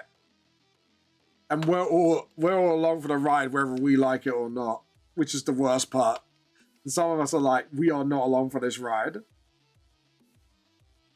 I don't know. I think things are just getting fucking weird right now, and it's just like... I even don't know how to react to it all. You know what I mean? I think that's, for me, that's the problem. I don't know how to sort of react to it. I don't know what to think about it. Oh, got my back. Sorry, I'm just going to crack it for a sec. Give me one moment. There we go. Sorry, I think I kind of leaned forward a little too far. But on other news, more fun stuff, though. During my professional D&D session yesterday in the movie shack, one of the players decided to fire themselves out of the fucking cannon and crashed into the house wholesale, and it was fucking hilarious. And they survived it. They fucking survived it. And it was just like, what the fuck? And even the building fell on them, you know? But they did lose a bit of intelligence, because, like, you know, he went head first into the building. To be honest, which made the whole thing more hilarious. So, yeah, that was fucking funny. I just couldn't believe they went through with it. I was like, are you sure about this? Because this could actually hurt you. They went, yeah. Let me go through the damn building. There we go. But yeah, I was like, okay, if you say so. And yeah, needless to say, it went very Pete Tong, very fucking fast. And yes, the end result was hilarious. And the guy lost intelligence. He actually lost brain cells. Firstly, I'm against intervention on the internet. For me, freedom of speech is higher value of protection of the children. Or in short, parents should do their job. Yeah. Do you know what, Lupe? I agree. Right? This is my opinion, right? This is how you fix the Online Safety Act in England, right? Listen to this. This is common sense. You make a law for both companies and parents to make sure that parental control is available on any device or app will have children on it. If you do not comply, either if the company hasn't provided or the app hasn't provided parental control, they get fined. If the parent didn't use parental controls, the parent gets fined. That's it. That's all you need to fucking do. And people would agree with that because then the responsibility falls on the parent to parent, and also it falls on the company to provide the tools necessary to parent. End of story. Done. Finitoed. You don't need to do any more than that. You know what I mean? Like the Online Safety Act doesn't need all these fucking face scans of regulations. You just go, here are the tools, here's some educations to keep your kids safe online. Hey companies, make sure you provide them the tools necessary if children are going to be on your app or device. To, have the tools there necessary so they can do parental controls. End of story. There's nothing need to be complicated. That's all you need to do. If you don't do it, whoever's fault it is gets fined. End of story. Done. Sorry, I had a right there. At least you know how my feelings are on that. It's just like, look, there is a way to put something into law, and then what you can do is do actual proper schemes that people can get behind on. Even I would allow for my taxes to pay for this, is to educate parents how to use parental controls and how to keep your children safe. Boom, done. You could do company talks of how to keep children safe by using parental controls. Boom, done. It's as simple as that. Sometimes the most simplest solution is the fucking best solution. And on this case, that is the case on this. It's such a simple answer to a problem that doesn't need to be a fucking problem. There you go. The tea cultist has spoken. Common sense has prevailed. Wave the fucking flag of the tea cult, everybody. Oh, God. Yeah. But that's it as well. And the same with digital ID. Again, privacy. You know what I mean? All it is just an excuse for them to have control. And they are just being... They're just doing all the wrong things because they don't understand, simply, people are a lot more clued up on things than they think they are. And that's gonna bite them in the ass, I'll tell you. And it has bitten them in the ass, actually. I should tell a lie. It has bitten them in the ass. They just don't fucking care right now. But yeah. I mean, it's... To be honest, it is simple common sense. Even offline, it's so common sense, it's comical. You know what I mean? It's look, dude, you have the answer to your problem. There's a little thing called fucking parental controls. Fucking start using it, you twats. You know what I mean?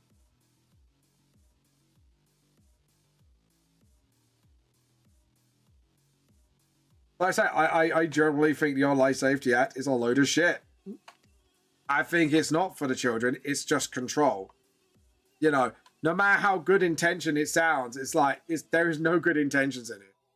That is just an excuse for control. You know it, I know it, we all know it. Let's stop with the pretenses. And start being honest and start opening up and have an actual conversation about how we can actually keep children safe on the internet. Like real fucking solutions. Not, oh, sorry, we're gonna control your internet now. Yeah, like I say, education and simple solution is an answer here.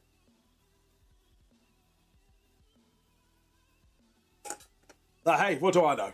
What do I know, eh, kids? But yeah. But yeah. It's just like, to be honest, I think a lot of countries want to go towards like a like, you know what China's got, like the social credit score bullshit, when actually it's like a dictatorship in an app. That's what they really want. Let's be honest here. It's what they want all along. But the problem is they didn't realize they faced so much backlash out of it. That's the only thing they've kind of faced issues with. It's just like, they've realized the people are a lot smarter than they thought they were. They're like, oh shit. Oh dear. We're fucked. But hey, what do I know? What does Vamp know, hey guys? What does Vamp know? Vamp is just dropping some common sense. Actual common sense, not jokey common sense. But yeah, it's yeah, it's like dieting as well. Hello? Someone come on the mic. Hello? No. Alright, it was just me. It was just me. It was just me. There we go. Thought someone was saying hello to me there. I was like, you? There we go. And then we did like the hair here as well. So I got back. I've been very... It's fine, my man. We were talking about the Online Safety Act, and I said there was a simple solution to fix the Online Safety Act, which is basically make parental controls mandatory and, you know, find like either the company or the parent, depending on whose fault it is, to not provide the tools to the parent. Are you sure there was not something inside your T-Vamp? Your words make sense and it's just strange. But Joe, what Mrs. Vamp has said to me, like, my brain is smooth, but when it comes to wisdom, intelligence is smooth, but wisdom is crinkly. I've got like a -1 in intelligence stat, but I've got like fucking +5 on wisdom. Apparently, that's according to my wife. Apparently, I've got good insight. That's the weirdest thing. Me and my bear have had actually deep conversations about certain things as well, like media representations and shit like that. And why like writing is really shit, because then they're forcing it and not actually like, you know, letting it play out like as part of the world and shit. But yeah. I say intelligence stat in the minus, wisdom through the fucking roof. But yeah, with a proficiency in fucking insight. So I'd probably be like, I do the dumbest things, but I come out with the wisest shit. I'm pretty much like fucking Grog from Vox Machina. He will say some really wise shit, and then he will say something completely stupid afterwards.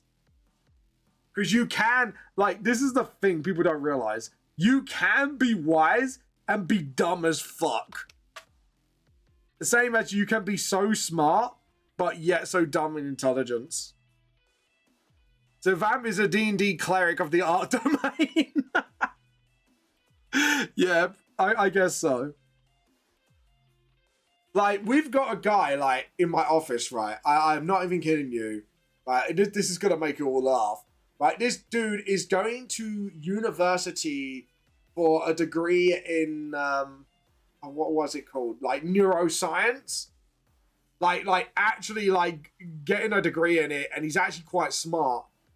I petitioned against the Online Safety Act because it's not about safety, it's all about wanting all our data. Yeah, I agree. They first said, nah, we know we reached a petition goal, but we won't debate, which they will now. But we'll see if they follow through on it and actually like talk about it properly. Yeah.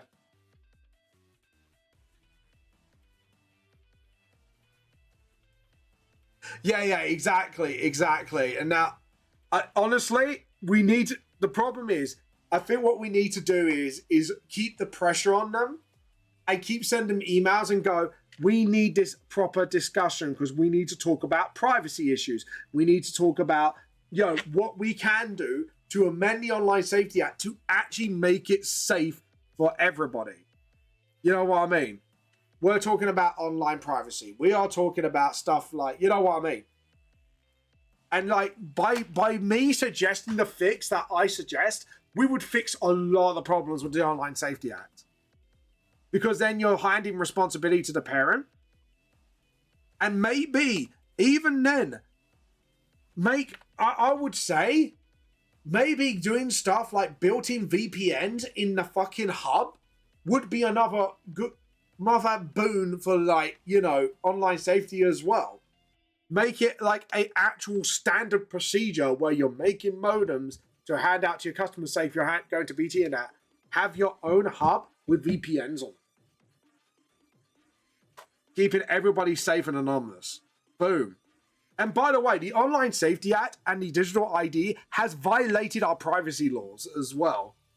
Look it up. We actually have privacy laws on the internet. So yeah. Basically they cannot do anything with your data unless you give them permission to. It's why you have the very own privacy stuff. I would highly suggest get someone to read it through before you click agree or disagree. But it becomes mandatory if you want to use their stuff, and I think that should be made illegal as well. I think you should have an option to basically go, okay, I agree to this part because it keeps me private, but I don't agree to this part because you're making my information public in this respect. So yeah. It just makes fucking sense, mate. It makes this is the problem. It's like the whole Online Safety Act, right? They had a meeting, right, before this debate's going to happen and before they announced it. Right? I'm not even kidding you, Muppet. This is going to make you fucking laugh. They had a meeting, right, with industry professionals about the Online Safety Act and the problems it's causing. However, they weren't talking to the right professionals because all the professionals they talked to was literally children's safety experts. They didn't have no privacy experts, no data experts, stuff like that. They didn't have experts from different fields of the internet. You know what I mean? They just listen to all the children's charities because they know full well, right? And we can't blame the children's charities on this one because they are actually doing their job and pushing for children's safety. This is the thing. They are pushing for children's safety. You can't blame them. You have to blame the MPs who are not taking it seriously and going, we should have got privacy experts in there as well. We should have got other experts from other sides of the internet to discuss this. But yeah, I'm also of the opinion that a partnership with liaisons from at least on a parent are simple because then you can see many young parents who say their child is a problem when they don't know how to deal with it.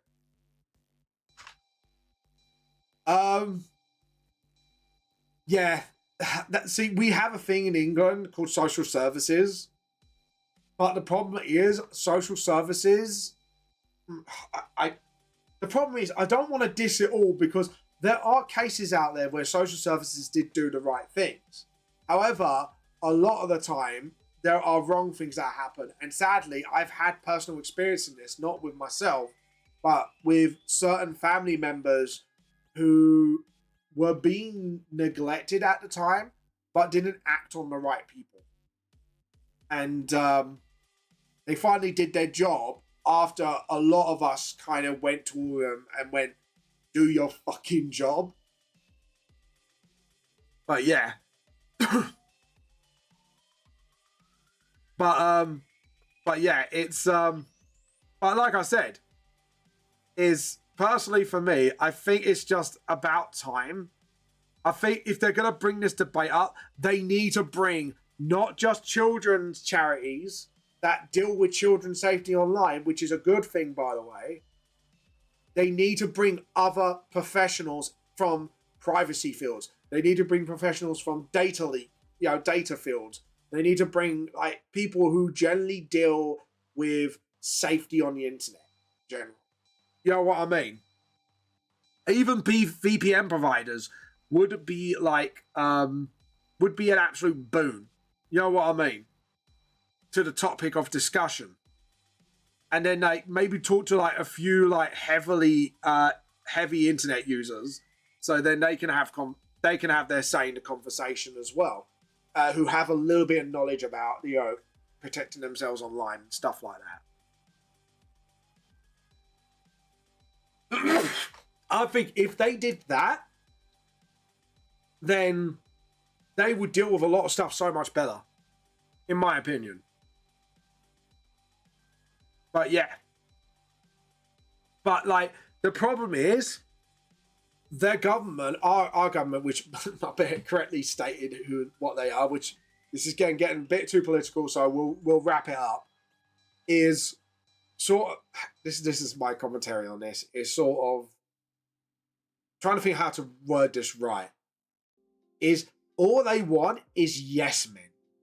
They are not listening to the people. They are not listening to industry professionals. They are not listening.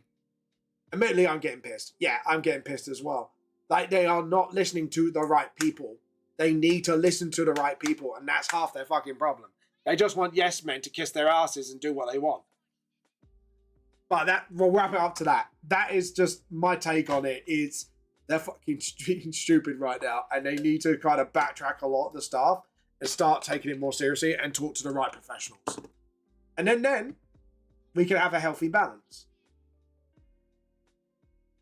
Anyways, what games have you been playing lately?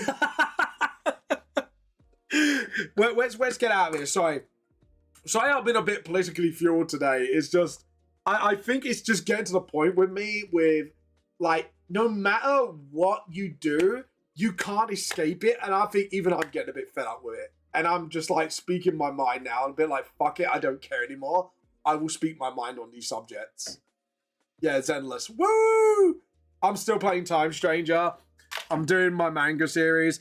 I'm just starting to hand in my first chapter of Volume 1 Revamp. It's not coming out, like, it's still coming out in like June-ish, July-ish from what I'm a bit, like I said, were you there during the stream where I announced I'm completely under Hoseki now and not just a publishing deal? Like, I'm actually under them now.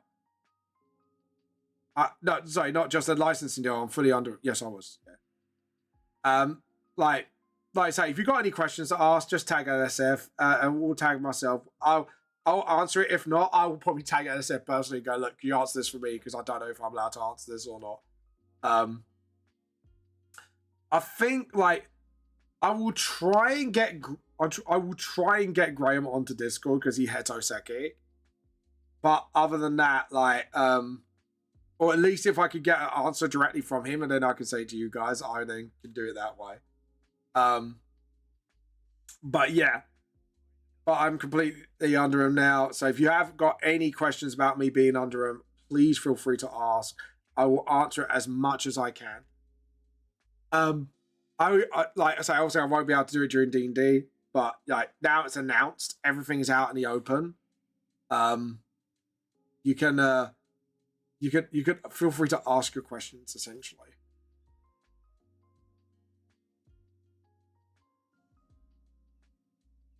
Yeah, I've realised that's looking weird. That finger looks a little bit correct, but it's these fingers here that I'm struggling with. So if I just do position of the knuckles, yeah, because the hand is not angled. I think this is where I'm having problems. I didn't angle the knuckles. Because if you look at where that hand blade, where the metal plate is, my brain just went a little skew. The metal plate in the hand. But yeah, I can see like where I've gone wrong because the metal plate of the hand is angling the knuckles this way. So I've got to make sure that knuckle stays like the same sort of angle as the plate. If you get what I'm saying. But yeah, have you got any new characters lately, Mutt Bear? If you don't mind me asking. By the way, guys, it is 2 minutes to art show and tell. Feel free to dump your artworks there. And then yeah. Then we'll go from there. We'll look at you. Right, there's no artwork, so it might be more reactionary content today. So if you've got like some funny videos that is suitable for me to watch, I've got the tentacle guy and my canine tentacle girl. Oh my. Did you say you got yourself a tentacle girlfriend? Oh my. Oh my, Mutt Bear. Oh my. What have you been up to? It's just like one of my Japanese animes, don't you? Does everyone remember like the abridged version of Metal Gear Solid? I'm not joking. She's an octopus. Yeah, no, it's fine. I was just taking the piss. But you got your canine. You got your husbandino, basically. You've got your muscle wolf daddy, have you? I thought Ben was your husbandino. Has he been replaced now? Is he not the new sensation anymore? I did, but I'm waiting on Lion Robot Husband. Oh, I see. You want to collect them all like Pokemon. Ben wants to collect all his husbandinos like Pokemon. We'll see now. We see you, Mutt Bear. He's like, shut up, fam. I don't have body pillows or anything, bucker. I can see Mutt Bear's a really good tsundere, actually.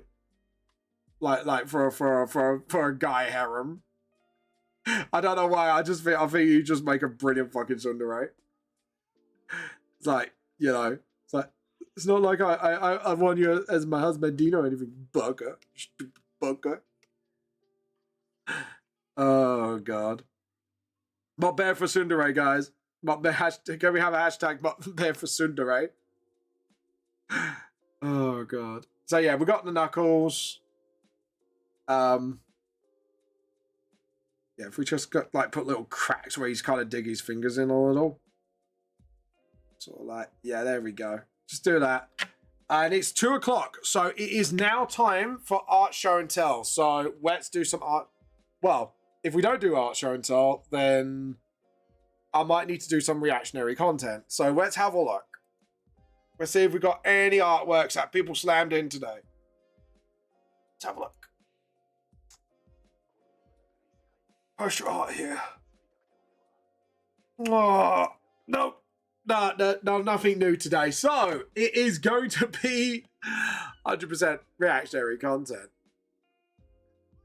I have nothing to show. It's like, nah, that's fine. Don't worry. Don't worry.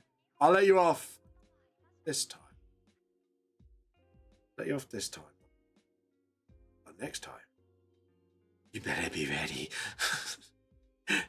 Sorry. I sounded like a complete psycho then, didn't I? I was like, you better be ready, Mutt Bear. Yeah, you do. Anyways. Mutt Bear's now terrified. Mutt Bear's terrified. It's official, guys. Right. What can we do? Like, we could do some more Punky Doodles and see if there's like any new stuff from Punky Doodles. Let's see. What can I react to? Is there any new stuff they've done? Right, we've already done Wizard Times. The Necromancer Sisters. Ooh, that might be one. There is some. Oh, folklore stuff. Some of this stuff is actually kind of funny. Supernatural Detective sorted by Punky Doodles. Episodes 1 to 4. I think we're gonna go for a story time. So here we go. Pause. All right, we're gonna move this. If I can get like any of the tabs up. just trying to... Hold on. I have to place it back here for a moment. Right, if I do it like this, minimize this for a minute, just for a hot minute, and if I just... There we go. I just want to drag it over here. Is it too much of a crime to ask to... There we go. Right. So this is more Punky Doodle stuff. So I hope you have fun with this. Uh-oh. Why have I split this? Why is it split? You fool! Vamp, what have you done? Vamp, you paired it! You fool! You idiot! Vamp, what did you do? Vamp was an idiot, guys. Right, separate. Separate. Get away. Get away. Get away. Bad. Oh, God. Right, here we go. Right, so if I pop this out one more time, minimize this one, grab this one. There we go. And then boom. Get rid of this one because we don't want this one. Okay, here we go. Now we're ready to go. We're doing some more. We're doing some Punky Doodles, guys, before the clovers come on. Okay, are we ready now? All right, we'll silence the music for the moment. We're gonna pause this. So let's do some reactionary stuff. Are we ready to go? Here we go. There's a serial killer in your town. Unfortunately for them, you are a necromancer, and you are having There's a serial killer in your town. Unfortunately for them, you are a necromancer, and you are having fun driving that maniac insane. Okay, listen. I need you to do me a favor. So the guy who killed you has actually killed a lot of people in town. Why has no one noticed? I'm glad you asked. Because every time I bring them back. Now listen, dying had to suck, right? Oh, that's a dick move. Like, could you imagine a slasher horror just for necromancer to just fuck up your work?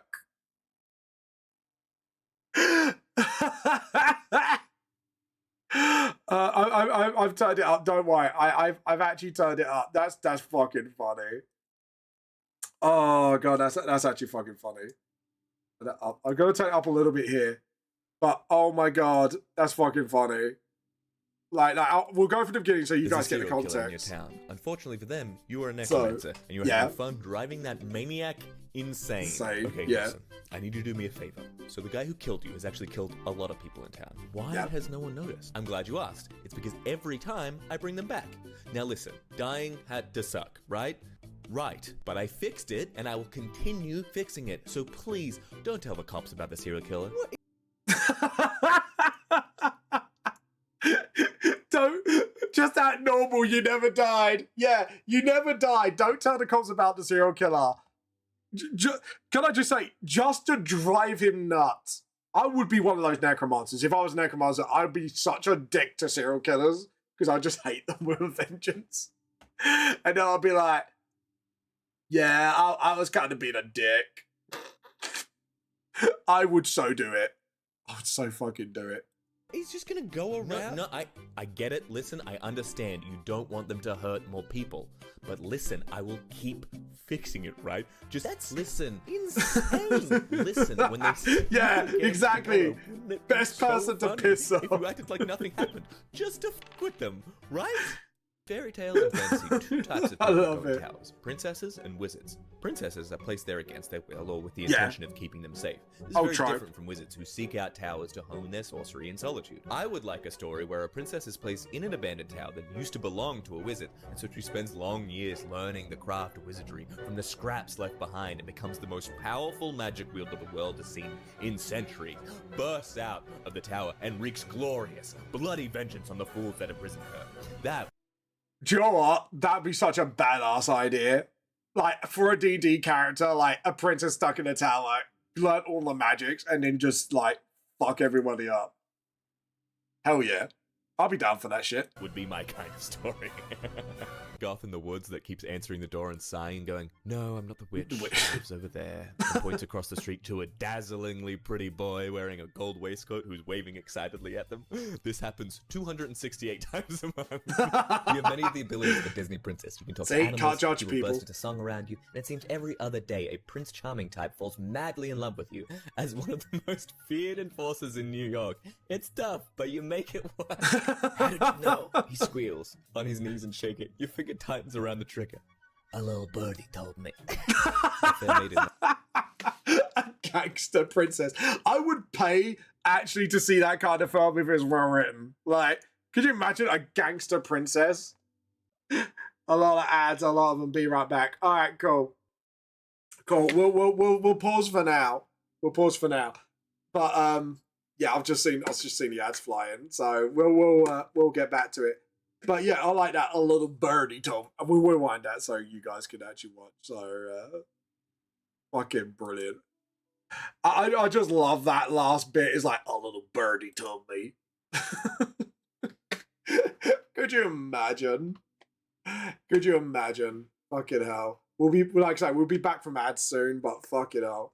Punky Doodles. I love, if anyone wants to follow Punky Doodles, who does these sort of like,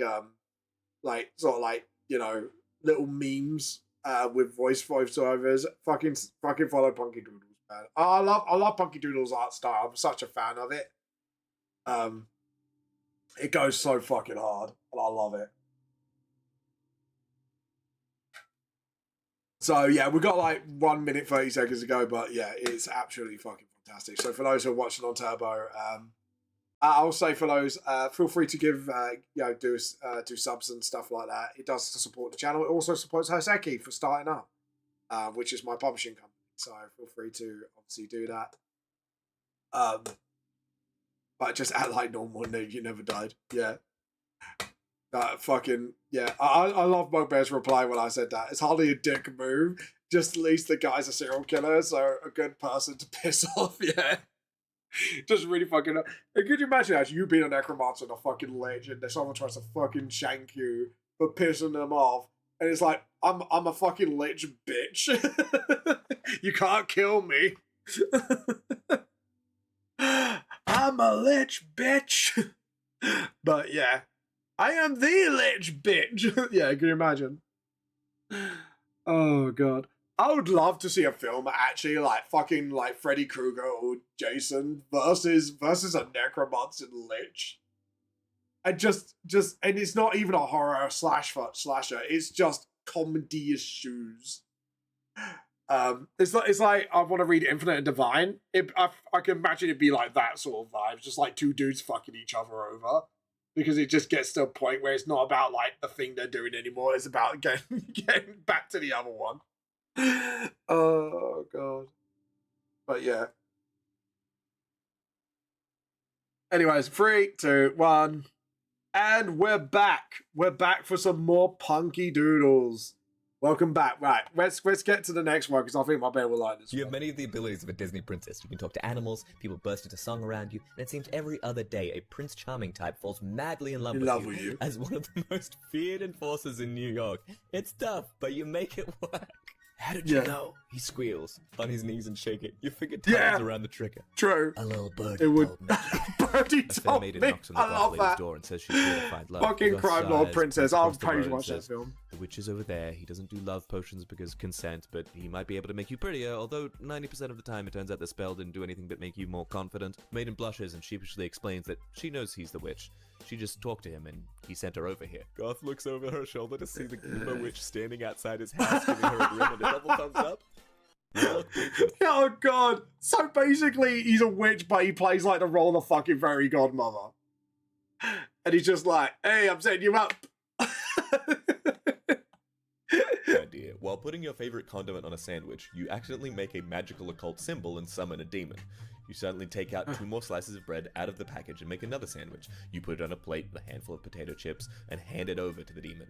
He takes the sandwich, smiles, and vanishes in a puff of demonic smoke. The next day, you get that job promotion you were after. There was no contract, no words spoken. You owe nothing. Every now and then, another demon pops in for lunch. Demons don't often get homemade sandwiches. Big character concept. Woman makes deal with... Do you know what? being a demon and torturing souls in hell must be fucking hard sometimes. And when someone summons you just for some power, and that gets boring.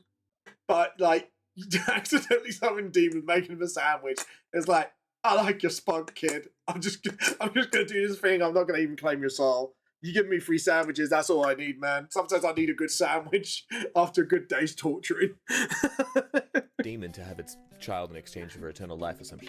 Woman then makes deal with witch and offers her firstborn for like witches or something. Woman dumps demon baby on witch, absconds with her winnings, and leaves witch and demon fighting for custody. Half demon baby grows up learning magic and visiting hell on weekends and every second Christmas. I think it would be... That's one way to get rich quick. Screw the demon over. Fuck the hag. Just give the children to the hag and let them have a custody battle. Could you imagine that? Fucking brilliant. Very funny for like characters in a fantasy setting to walk into a pub to try to order, and the bartender sighs and goes, "Species in age," while pulling out a massive book. Oh my god! Age for every type of species. No. Hey, my hot... Oh, that'd be like any bartender's worst nightmare. Say if you got Isekai, you have to be a bartender for like 10 races at once, and then you have to get their like drinking age and age of consent if you're running, and then a brothel. God, that would be a fucking nightmare, wouldn't it? Water doesn't work? Landlord. Not my domain. Fire Lord. No mine. What? Waterlord rising up out of the sink. Who dares disrupt the mighty Waterlord, god of the seven seas? I do. My hot water doesn't work. Oh, for real? I'll call the plumber. Hello, sir. May I have your name? Yeah, that's usually fucking like housing in fucking general. Definitely feel that fucking pain. No, you may not have my name, but you may call me John. Sir, this is a DMV, and I am not a fae. Oh, then you wouldn't mind holding this iron horseshoe, right? I took Elvish in school and I fucking hated it. The teacher was like 700 years old, and he'd take us on field trips to sit on the banks of a babbling brook and watch the fall of sunlight through the leaves. My friends in Spanish class were like conjugating verbs and shit, and meanwhile I was in an old growth forest being overcome with awe at the sight of a majestic stag. Like, yeah, Mr. Autumnheart. When are we going to learn, like, any grammar? True. The wind and the treetops, and you shall find the grammar you seek. I'm like, sorry. You, your pedagogy leaves... But no kid, realistically, I'm not being funny, is going to go, oh yeah, I'm going to learn Elvish, and then you get sent a film with majestic creatures out. You're going to be like, fucking pretty, dude. I'm sorry, but... Nah, that ain't realistic. I'm going to call bullshit on that one. Much to be desired. Werewolf, about to devour me. Me. Makes throwing motion. Did you just pretend to toss a ball hoping I'd chase it so you could escape? Yeah. No? I'll be right back. So you see, said the royal advisor, wringing his hands, the curse states that the princess will die on the night before her 25th birthday. Hang on, said the princess. On the night before? The advisor nodded grimly. So what you're saying is that until that one specific date, I am effectively immortal. Technically, yes, but then the king stammered. Wow, said the princess, who was 16 and did not possess amazing impulse control. Yeah. I'm gonna go teach myself how to juggle chainsaws while hang gliding over shark-infested waters. Yeah. Catch you chuckleheads later. The fate. Fucking, mate, if you tell that to a teenager, that's a lot more fucking realistic. They're gonna go like, yeah, I'm gonna do the most dangerous shit, because as long as I don't die on that birthday, I'm good to go, basically. I'm fucking immortal, bitches. They get such a bad rap. I'm not going to steal your soul. I'm going to purchase it at fair market value. Don't be so dramatic. The fact that the current going rate of a human soul is roughly one enchanted pastry is really more of a you prop. So let me get this straight. You're here to rescue a princess. That's right. At the request of a princess. It says. Right again. And you, who will be leading the expedition, are also a princess. You're very perceptive. How big is your royal family again? We don't have one. But what? We overthrew our monarchy centuries ago, but we keep most of the titles around the rank. The princess is held by the directors in charge of various civil service branches. Oh. And the princess we're corporate princesses. Public sanitation. The Lord of Death's Dominion kidnapped your public sanitation director? We think he's a little confused. Yeah, I was gonna fucking say, like, really? Really? Oh god, that's fucking funny, dude. That, I'm not gonna lie, like, That's fucking funny. I hope you enjoyed that, by the way, guys. If you do like me reacting to stuff a little bit, we could do it a little bit more often. Maybe do it like after art show and tell as a little treat as well. So let me know what you think about me doing this. And yeah.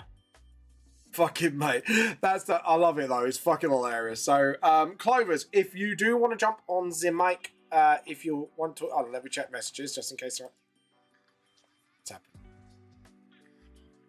By the way, I got news.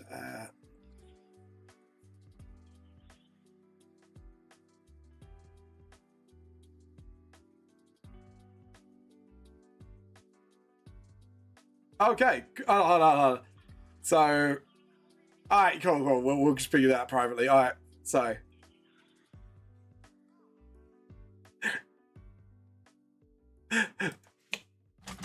Go nuts. So Jules is like, I could come on earlier. The best kind, to be honest. I can hop in early making lasagna. I'm still not feeling great, to be honest. What kind of? I'm gonna say get well. Yeah. So Blam won't be joining us today, because Blam's ill. So yeah. So the rest of Clovers will be joining us. I just love the whole concept of like corporate princesses as well. I think that's fucking hilarious. Like, could you imagine being a fucking corporate princess? Like, yes, princess kidnapped our ass. How can I help you? It'd be so fucking dumb, but be so fucking brilliant at the same time. So, right, guys, it is getting close to D&D time now. So I'm gonna take a short break, and we'll be back with you with the 4-leaf clovers soon enough. So please stick around. We'll be playing soon.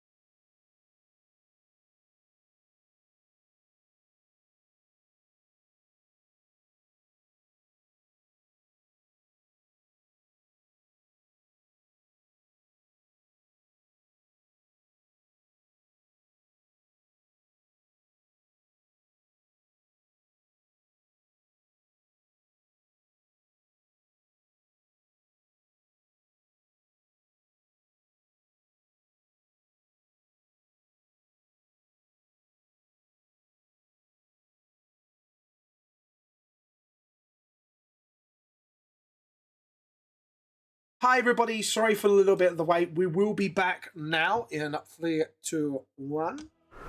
Hopefully it's on the right thing, not on the wrong thing, as known as me being me. Right, so I'm gonna, instead of going to last time, we are gonna go straight into it because we just got Clover and Kairos with me today. Hello. Hello, welcome back, Jules. It will be 10 rounds before, obviously, Clover arrives as reinforcements, and I will say, what's her name? Ariel's going to join the fight. As you enter the chamber, obviously, as you remember, Kairos, you enter the chamber with Fawn. You hear Fawn and Hag talking over as you get ready for your ambush position.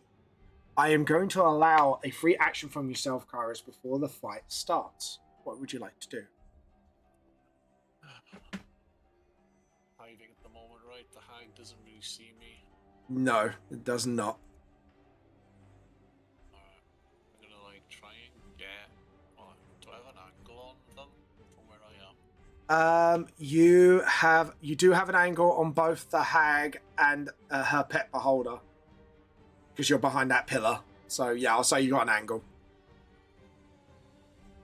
Alright, sure. The moment that Thorn does anything, like to attack her or to like, or does anything, like she does anything to him. Yeah. I'll hold an action to shoot her. Just shoot her between the eyes. Yeah, just shoot her. Yeah. Yeah, fair enough. As Storm steps over, the intensity of their basic emotions are going to be high at the moment. And the hag goes, "How about you hand over your child now? And then we forget all about this. Auntie always follows through her word." And Storm sets a couple of steps forward.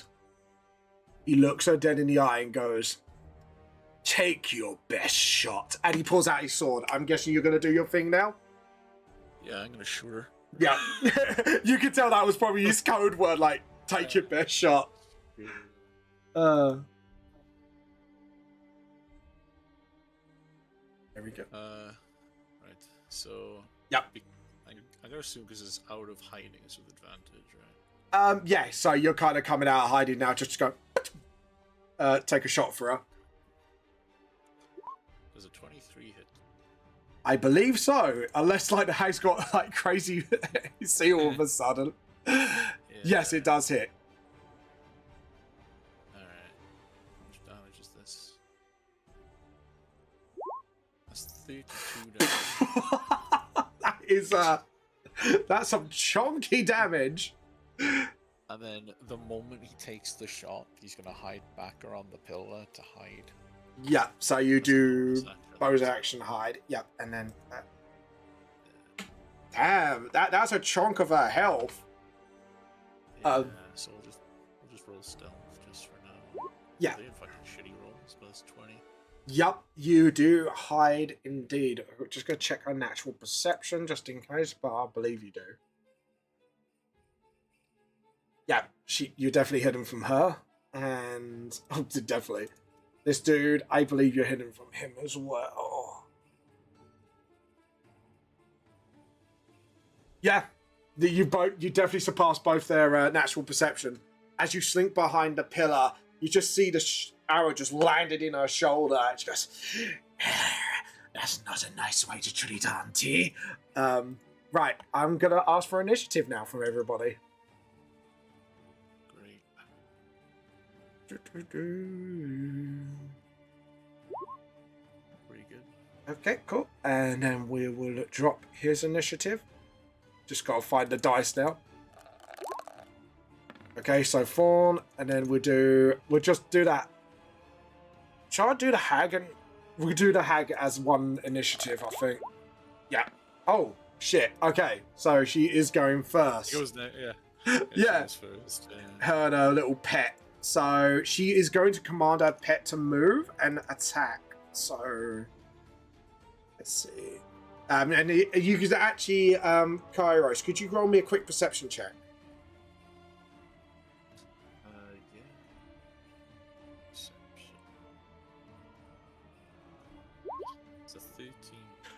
13. I would say this is not hard to spot, but you see like this crown around the beholder's head, and it's quite tightly put on, and it's got like almost like a fawn of iron nails pierced into its head, and a gem glowing. So it's not that hard to perceive, essentially. Right. So I'm gonna do the beholder since it's the only thing. I'm going to roll what it's going to do, because apparently that's what I've got to do with a D8. And I don't have my dice on me. Right, I'll just roll a D8 here. Oh, no, it's a D10, sorry. My bad. 8. Petrification beam. It is going to fire at him. So he needs to do a dexterity saving throw. Oh, no. He's fine. He's got good dex. Yeah, he saved. Okay, Thank God. Fucking God, man. It fires its. Jesus Christ. I was gonna say, even I was like, oh. As it fires its purification ray, you see like actually form kind of like on the set the effect ends. Yeah, so he kind of moves out the way quickly as the beam fires. I'm going to say, because it doesn't say it has multi-attacks, so I'm going to say that is his turn. Yeah, so that is its turn. So the hag is definitely going to move a little bit behind this pillar for half cover. And she is going to, because she's a hag, she's not going to be made for close combat. Yeah, no. Oh, God. Yeah, because this is a night hag, so humanoid and material plane. I'm not going to do that because she's already got a creature out.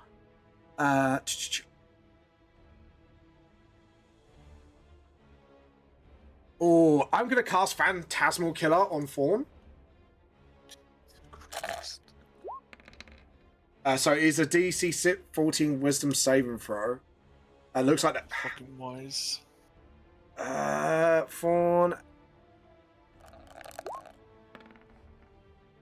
What is going on with Fawn today? He's rolling hot, man. God. He's rolling hot. You just see he grabs his head, and on the target must receive a saving throw, D410 psychic damage or sex. Yeah, the spell ends. It's useless. Oh, the saving throw. Yeah, not even half damage. Like the spell straight up ends. Fawn's fine. Thank God. Yeah.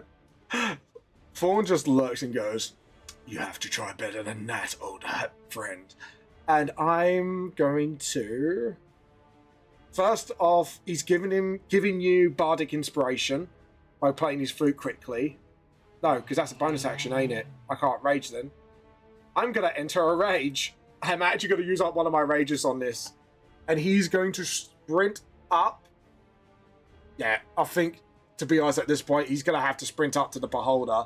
And he kind of lunges with his sword. So I'm going to roll Greatsword. He gets 2 attacks because he's level 10. 1, 2. Both hit. What is going on with Fawn today? Wow. He's rolling fucking hard. It's good.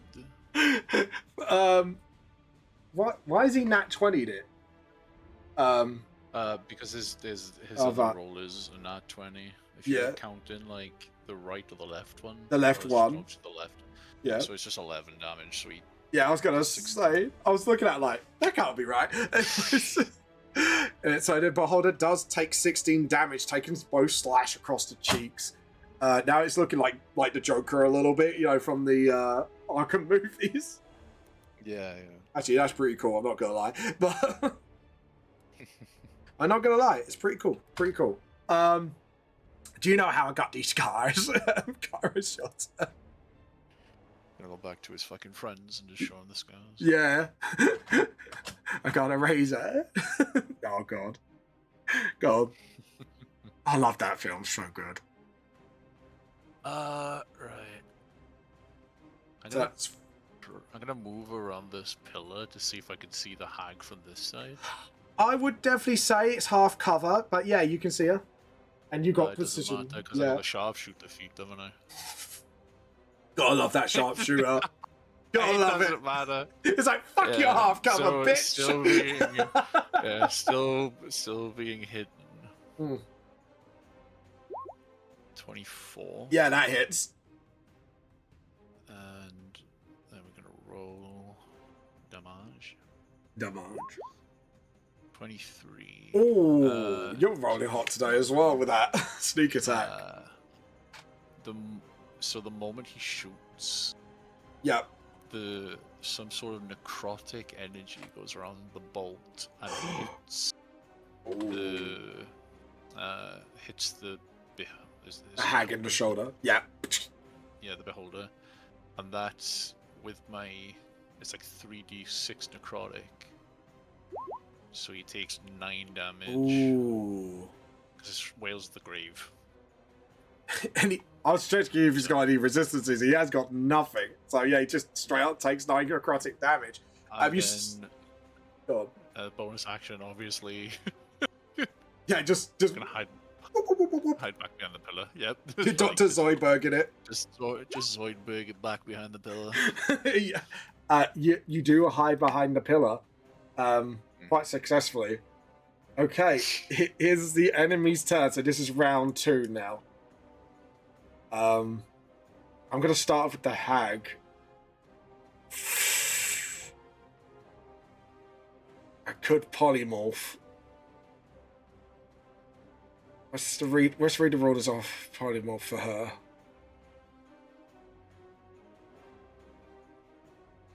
Gonna polymorph Thorn. No, it's more herself. She's like. Oh shit! Okay, I know what you're doing. Yeah. I'm tempted to go T-Rex, but Yeah, I thought that's what you were thinking of. I mean, you do you, man. oh, fuck it, let's do it for giggles. I've always wanted to do a T-Rex, so. How fucking tough is a T-Rex? But the thing is, it depends on its CR. So Yeah. that's why I want to check, because she's not like a moon druid or anything, so it might be something Is less. T-Rex going to be able to fit in this room? Is there high ceilings? Can it clap? Is it going to bang his head like? Yeah. Is he gonna get so angry? But that is top of the round, so that's 1 round. Yeah, so that's 1 round up, so you have got a few rounds to go. It's not giving me T-Rex for the monster manual for some reason. Oh, is it? Yeah. Is it just Rex or Tyrannosaurus? That's what I'm wondering. I'm wondering if it's Tyrannosaurus. And that my dyslexic brain's not going to comprehend the spelling. Oh, my one great enemy. Letters. Yeah, rude, right? How dare they spell it in a way that I can't spell it? Yeah. Well, Tyrannosaurus Rex, it's the full fucking name. If you just type in T-Rex D&D 5e, it'll come up with the full name. Oh, It is a transmutator. No, I don't want to be a wizard.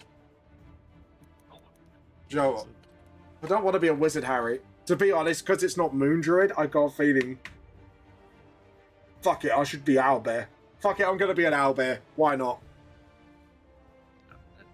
So, I will have its intelligence as well. And I know it's an action to cast, so that would be her turn taken up. So that is one of her 4 spell slots. So I'm going to have a hoot of a time. I'm going to take her out the map for now. She is an Did you owlbear. just say you're gonna have a hoot of a time as an owlbear? Yeah. God, I hate it here. At least Fawn's not saying it this time. I probably would have shot Thorn. Just for the pun. Not the I time, Fawn. just imagine Clover coming up and Kara's just like, I'm sorry, I had to put him down. That pun was so bad. Right, I do have movement still, so I am going to kind of charge towards Fawn. As for this one, do I on... Yeah, but if I'm shooting my ray, it might be with... Okay, let's roll a d10. What am I going to get this time? Oh, Ray. Hold on. Oh, I can shoot 3 beams. Why'd you not put that in the multi-attack roll, goddammit? I'm gonna do 1 for now because I'm not being funny. It's just the 2 of you. It's like, well, it's kind of like Scorching Ray, right? Yeah, it's Disintegration Ray. It'd be a DC 16 saving throw. Take 40 damage. The damage reduces the creature to hit points. Data become apart. Ashes. Does it on a just saving throw? Target is a huge, large object. Disintegrates over 10 cube. I'm just seeing what happens if he saves. Save, nothing happens, essentially. Okay, cool. That's all I need to know. Not even half damage. Come on, Fawn, you're rolling hot today. What is this for? Saving against Disintegration Ray, but Fawn saves anyways. Fawn is just dodging shit left, right, and center today. Fucking god, man. He should have been dead by now. Yeah, I'm not gonna lie. If he rolled bad. Yeah. He would have been dead. Yeah. He would have been dead by now. It wouldn't even been a fucking fight. Yeah, Fawn dodges out the way as the Death Ray just fires. I'm gonna use up that turn. Fawn's go. I'm actually gonna go and try and slice off one of the stalks of its eye. So Fawn's gonna do 2 attacks. 1, 2. And it AC's higher because I'm aiming specifically for the stalk. So it'd be by 2. So it's 14 and 10. Yeah, so... Yeah, don't hit. Sadly, he's not rolling so hot now. He's just... I'll say he's distracted by dodging the beam of death, and he just kind of swung up and missed both his attacks with 1 large swing. That is Fawn's turn. Kairos, you're up. Alright, seeing the fact that the fucking hag just turned into a fucking bear, Yeah.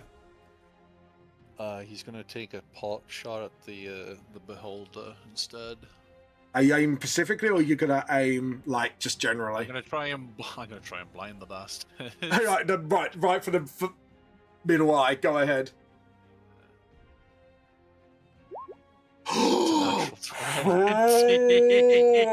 Everyone's. So that's a natural 20, and it's with advantage as well. So this is gonna be like, oh shit. you know what's really fucked up? What? I was going to call out. I realized that I had something. Oh.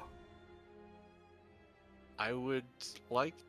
I mean, I can't No, go do on. it now. Do it. Just do it. I can choose to take a -5 penalty to the attack roll Oh, for fuck's sake, Lupe. and add 10 to the damage. Sorry, give me a moment. Daddy? Happy now, Halupe? In Oh god. yeah. Thank So God.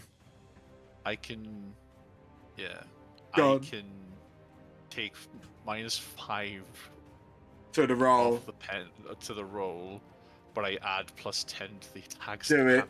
damage. Just do it. You nat 20'd it. I'll Okay, allow it. I so- will allow it. Alright, so we'll roll for the damage. That's 32 plus... that's 42 damage. I'm going to say you definitely damaged... Is it the big eye? I'm guessing you were damaging. Yeah. Yeah. I Aye, Captain. I don't even... Did that roll the crit? No, it didn't, did it? Did that roll the crit? Yeah, you critted. I was going to say, do you want to re-roll? Yeah. Oh, hold on. Physical damage, sneak I attack. rolled it as a flat roll. Right, roll it again. Because you nat 20 that. You should have doubled that damage easily. So I'll let the next do it again so we can add on to it. I was going to say, I was expecting like 60, 70 damage at this point. And is that with the sneak attack? So that with the sneak attack, so we'll add the +10 Yeah. to the 13. Yeah. I guess a 23-19. Jesus Christ. 23. That's more like it. I was gonna say like 23 plus 19, so 39. 41, 42, 4. Is it 42? Yeah, 42 plus is 52 damage when I hit. Oh Rogues, man. Rogues. And then Kairos is going to just. I'm gonna say you knocked half his health out in one fucking swoop. I'm gonna. Oh god. Gonna, like go back around the pillar and hide. You just That's the second round. I'm gonna. That's the second round. Oh god. So what was the main eye do? Because that means that one's taken out now. I don't think he can. Well, can he see? How many eyes does he have? Does he have multiple? Yeah, you got the one main eye, and then you got like I would say 9 because 10 of your eyes have the ability. I'm gonna roll randomly, see what ability he loses, because I'm gonna have to roll this now. So can I have a D10, please? What did he roll? 5. He lost the 7. Oh, 7. Yeah. He lost the sleep rate. He lost. I mean, that's not bad. That's bad. I'm gonna say because it is his main eye, his bite attack will be at disadvantage. Because that's the main eye gone. So as the arrow pierces his eye, you just see the blood trickling down his eyes like one big tear. Wow, that was a hella. So this will be turn 3. Hag's turn. You just see the hag is kind of knowing the angle of the shot, but she can't see you, so she can't really do anything until then.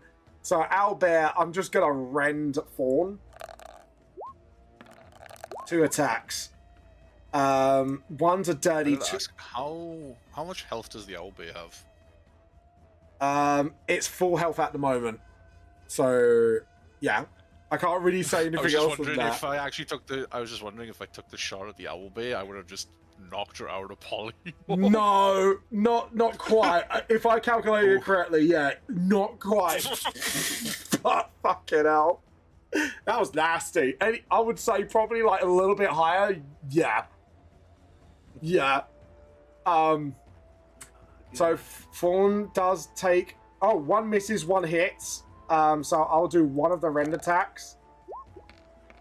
16 points of damage. And he's raging, so he takes half of that. So yeah, half of 60. 8. 1, 8. 2, 3, Yeah, 4, 8. 5, 6, 7, 8. So Fawn's fine. Fawn's surviving. Right, as for the Beholder, Joe, what? Just out of pure pain and rage, I'm just gonna bite Fawn. Because at this point, he's just having a reaction to like, oh.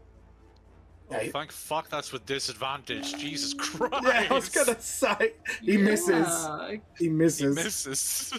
As he chomps down with his, like, as he tries to bite down on Fawn, he goes, yeah, and Fawn just dodges and puts the blade between his teeth. He's like struggling between 2 combatants right now, but he's doing all right. Fawn's turn again. Right, Fawn, don't fail me now. You're doing so well, buddy. To be honest, you might have actually altered his fate. Well done. I didn't expect him to do even this well. Neither do you trust me. Right, so 1825. I need to see his AC. God. Fawn's Fucking. Fawn is doing God's work, and his daughter isn't here to fucking see it. Fawn's just had enough of the hag shit. So because he is aiming for one of the stalks again, 1 does miss because it is like, I have to add the AC if he's aiming specifically. However, the second attack definitely fucking hits for the eye stalk. I'm going to see how much damage he does. 5 for now. You can see him cutting one of the tendrils like, it's not quite there yet, but it is getting damaged. So he's doing a good job. Kairos, you're up. the things that are going through Kyrus's mind at the moment as he watches Thorn go against his Beholder is the fact that he's not doing this for him. This is the first time he's actually not doing something for himself. Yeah. He has information about his parents. He has information about his dad. Yeah. He is Clover's dad. Yeah. So in Kyrus's mind, what he did back in London, everything that he's done so far, in this moment, he's doing it for Clover. Yeah. So with that in mind, he's gonna attack again. Which one? Hope the fucking best. He's going for the Beholder. Are you aiming specific for the Eye Stalk, or are you going just for a straight attack? Straight for just the gullet. Yeah. 26. 26 hits. Nice. We're rolling a flat roll this time. Yeah, flat roll this time. Fucking hell! 31. Fucking hell! Storm is savaging today. 31 points of damage. As you shoot into its mouth, you could hear you gave him a tongue piercing. He's not happy about it. You know the drill. Oh, He bro. goes back behind. He goes back behind. He goes back behind the pillar, Yeah. and he just this is the calmest Kairos has ever been. Yeah, He is so everything he's learned, everything that's led up to this moment. This is his moment to not fuck up, because it's just the two of them at the moment. I'm gonna say that you are on your A game. You feel the intensity in the air as Fawn does. You both know what's on the line. Fawn has made a promise to come back to his daughter. You made a promise to protect her father. Yeah. Yeah, adrenaline's kicking off. As they've had in Howlbear form has had enough of people's shit. She knows you're somewhere. She is going to run up to one of the pillars. Fawn's going to take an opportunity attack. I think you can guess what the Owlbear's trying to do. Is she trying to destroy the pillars? Yeah. Okay. She's trying to destroy the hiding place and find out. You could tell, this has now gone from her cockiness to pure rage of the audacity of Fawn just bringing somebody alone. The audacity of this bitch. Yeah, the audacity. Fawn hits. Fucking hell, Fawn's on fucking roll today. She slashes the owlbear's back for 8 points of damage. And the owlbear is going to attack the wall. If you get a couple of nat ones, I'm going to piss myself laughing. Oh my god, she breaks the wall. She misses with one attack because the wall's quite tough. She does 16 slashing damage to the pillar. You could just see her just knocking out chunks out the pillar with her first attack. The second one didn't quite land. You could tell this owlbear's in a fury right now. As for the Beholder, it looks towards its owner, looks at Fawn, and it is going to fire one of its beams. And I got to remember, if it hits a 7, it does not fire. So let's see if it does. Come on. Oh, shit. As it looks at Fawn. I can't believe that happened. The gods of fate are on my fucking side today. They I'm getting are. flash. I thought that this was over and done with, right? Yeah. Genuinely, I thought Thorn and me were gonna die in here. Fucking. But fuck my life. Joe, I'm getting flashbacks to the fight from last session, because I was just rolling shit. I was rolling utter garbage, and it's happening again. Yeah, But Thorn is getting so fucking good at his attacks and Yeah, shit. it's just like, what the fuck, Thorn? You're just rolling better in the fucking better on the better fucking character. Like it's fucking absurd. Should I just get rich and famous and hire a DM? Because I'm obviously better as a player than rolling as a DM. Honestly, Oh, God.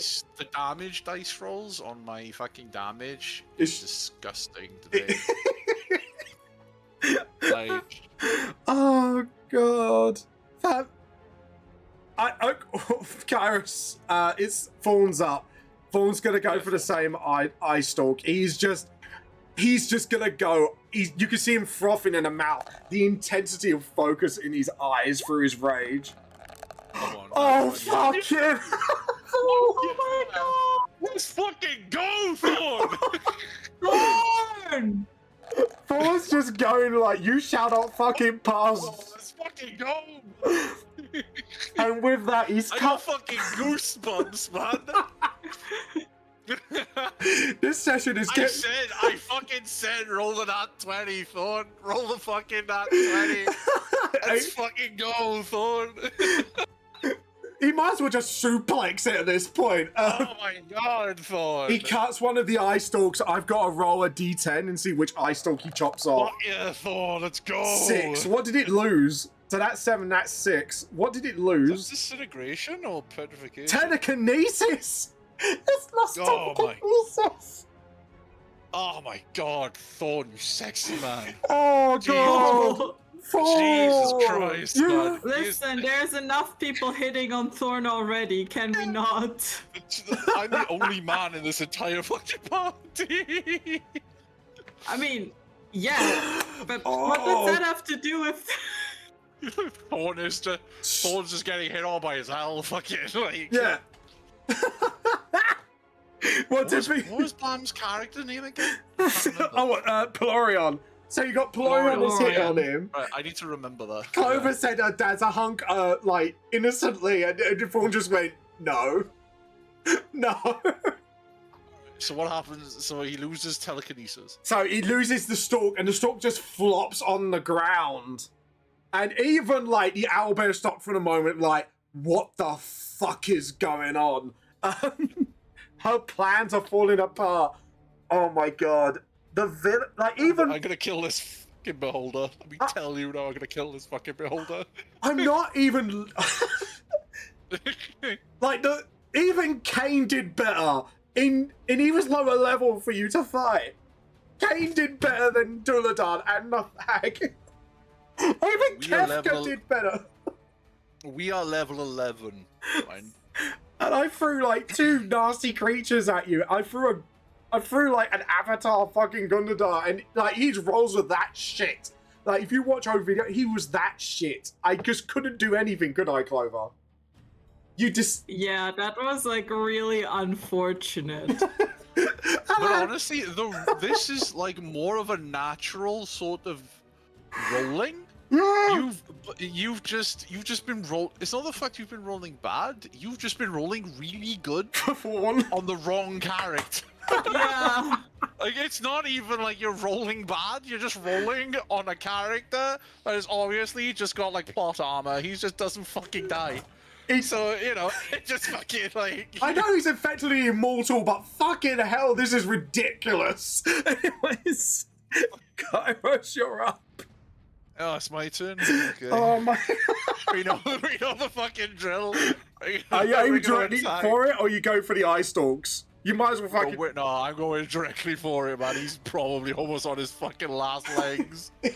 Oh, fuck me. This thing's a Right. fucking beast even with HP, and you guys are just dropping. Oh fuck! Yes, Does it is. Does 23 hit? Yeah. Okay, cool. How many tongue piercings does this fucker need? Fucking hell. 33. Good Jesus fucking Christ! It's like it's looking rough. You fire your bolt and was about to, as he was kind of trying to open his mouth to try and bite in retaliation. You just see this thing go, and you just see another tongue piercing like. It's like casting total awareness, but with a fucking bolt. Yeah. In this sort of moment, and I'm going to assume Kairos sees the owlbear attacking the closest pillar to it. Yeah. To try and like shake the roof. Kairos is going to fly up. Oh. You go. Kairos is going to fly up, still behind the pillar, so he's off the ground. Oh my But he's going to. He's gonna hide. God. So whatever tries to. Oh jeez, those are low rolls. 22. Yeah. You're hidden. You're fine. God, everyone's a fucking turn. The player party is just rolling hot today. I don't know what it's. Yeah. So that's like the fifth round. Yeah, 5th round, halfway through. This fucking builder's gonna be dead by the time they come through the door. I'm gonna make fucking sure of it. Right, okay. One more D10 roll. Because I think I've only got 8. He could do that. No. Yes, he can do it. Petrification rate. Petrification rate. Thorn. Come on, Thorn. Fucking save it, dude. Come you got on. this. You can do it. He's got. Because if he's petrified, I got no fucking way to get him out of it. Dexterity saving throw. Oh! Fuck you. It all goes downhill now. Oh god. It is at the end of his turn. He has got a chance to save it. Let me read it. On a fail save, he begins to turn to stone. Okay. On its so next. Fully... Yeah. So if he succeeds on the end of its next turn, yeah, then he gets petrified. Okay. Unless so like you kill it. So you have to kill it, or you have to. Fawn has to save. Okay. This is the big one now. Right. Yeah. The owlbear. I'm gonna roll a D4 for no. Yep. No D4. So pillar 1 you, pillar 2 where it's at, 3 the one below it, 4 the one in the corner. Let's go. Where's he gonna attack? 3. It's gonna charge down.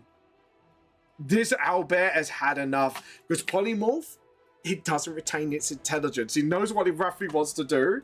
It's just gonna charge by. Oh yeah, because you're not a fucking wild. Yeah, you're not a druid. Yeah, I have to go. Druid. It's just raging right now.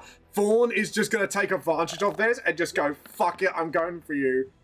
13. What's his armor class? The 13. It's a 13 to hit. Is it gonna hit though? Owlbear it just grazes the. Fawn just slashes at the leg. Fawn, what the fuck is going on with you, mate? You just like. Is he not? Are you sure he's not like the actual god of this world for some reason? Fawn just slashes. We don't fucking know. He just came out of fucking thin air to us. He's fucking Clover's dad. We don't fucking know. 2 rend attacks towards the pillar.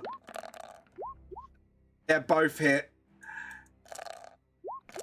How much damage does it do? Oh wow, 2 6 of 16. That tower is basically knocks off like the column off the tower. It looks behind, trying to find you, and it just roars in rage like. Oh god, I'm actually quite excited for this now. Now things have just gone nuts. Fawn is going for another couple of rounds with the stalk. This is the one now. Can I ask a question? Go ahead. Is there an opening in the middle of this room? There is, and the floor is lava. Yeah, you can see like a orange glow out of it. I have an idea. Okay. Dirty 20. Fawn, what the fuck? You're rolling dirty today. What the hell? Let's go. Kill him, Thorn. Fuck him. He loses another stalk. Jesus Christ. If it let's see if it loses its petrification. This could end it. Let's go. Come on, roll a fucking 8. Come on, right, so let's do the damage first. So he is on this 19. much. Yeah. Okay, so he's on. Oh, well done. You've done the maths. Well done. Right, D10. 2. Okay, it didn't lose its petrification, but it does lose The paralyzing ray. Shit, that's actually a good one. That's really good. Right, Fawn. Baby. Get me that 19. This is all I ask, Fawn. Give me that 19. Is this for the petrification? Yeah, shit. Ooh. What does it need to save? 16. Ooh, ouch. Okay. We're starting to petrify, right? Yeah. I'm just going to see how many rounds it takes, because I think it's a few rounds, but I'm going to double check it.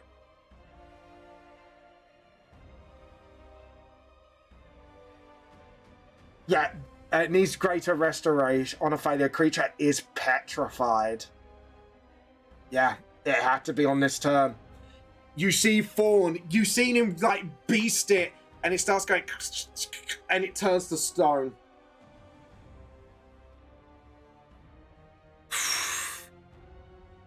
And there he is, a statue, a father and a warrior. Fawn, for now, is taken out of the battle. No. Kairos, how do you react?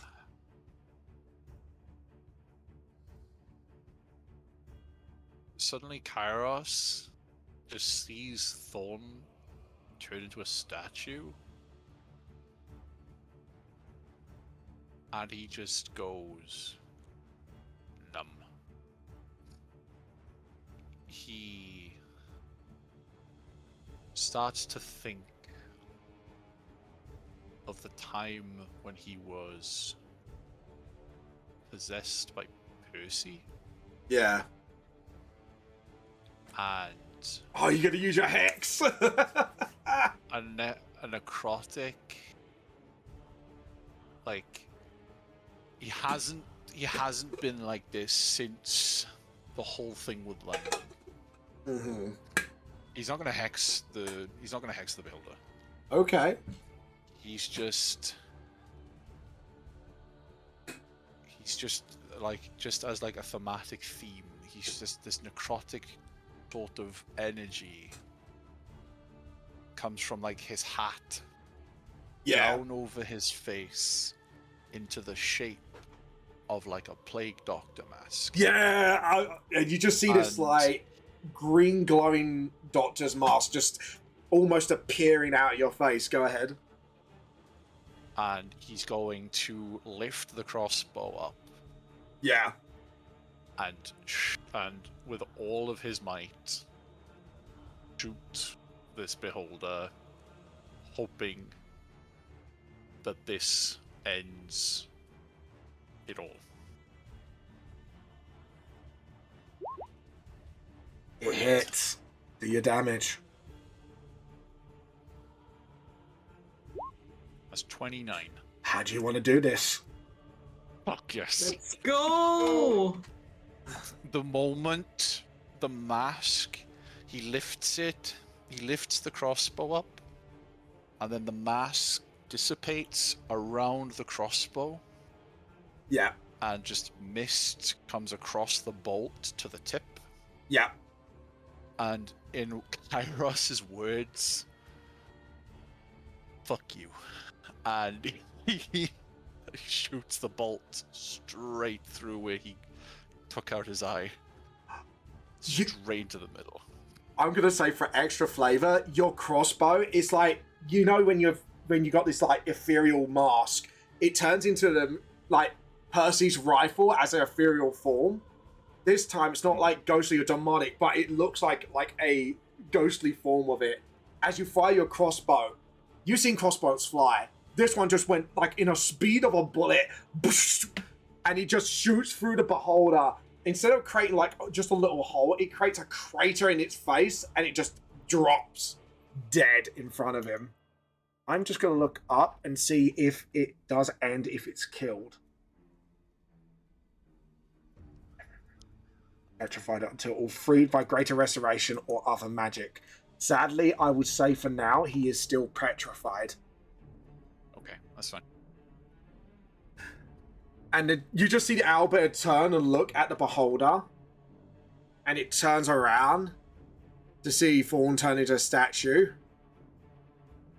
It starts calming down a little bit. It's feeling cocky. Is it your turn ended? Round. No. Yep. I am still 20 feet in the air. Yeah. Pyros is going to move over here. And now, listen to me. I'm still 20 feet in the air. Mm-hmm. Pyros will look at this owlbear with like the necrotic magic still surrounding him, smiling. Come and get me. Oh, it's... And I end my turn. Can I get a... I'm going to say no, not intimidation. Persuasion check. You are goating this owlbear with its intelligence. Bastard, 2. I was almost at 18. I'm going to say charisma saving throw on this because it's an owlbear. Wait, can I use my inspiration to reroll Do that? Do it. No, you don't need to. Wait, don't I? Because it has -2. It didn't calculate the minus. It didn't. Did it count the minus? No, it didn't. It's Oh, free. yes, it did. You rolled a 7. Oh, you rolled a 7. Yeah. Right. I'm still gonna use my. Inspiration. Go do it. Because I did rush to Way do that. better. 17. Yeah. It's gonna go for it. Fucking hell. All right. You're 20 feet in the air. I'm 20 feet in the air. Just for a thematic, I'm gonna make it do an athletics to climb up. It's gonna climb up what remains of the tower. It's gonna try and jump for you. So let's see if it can do it. I don't think it's going to, but let's go for it. It doesn't. It's gonna miss. Oh shit. As it runs up the tower, fuck you. It just climbs up. It lunges for you. I'll say it got close to you. Do you want to say anything to it as it lunges for you? 80 says hello.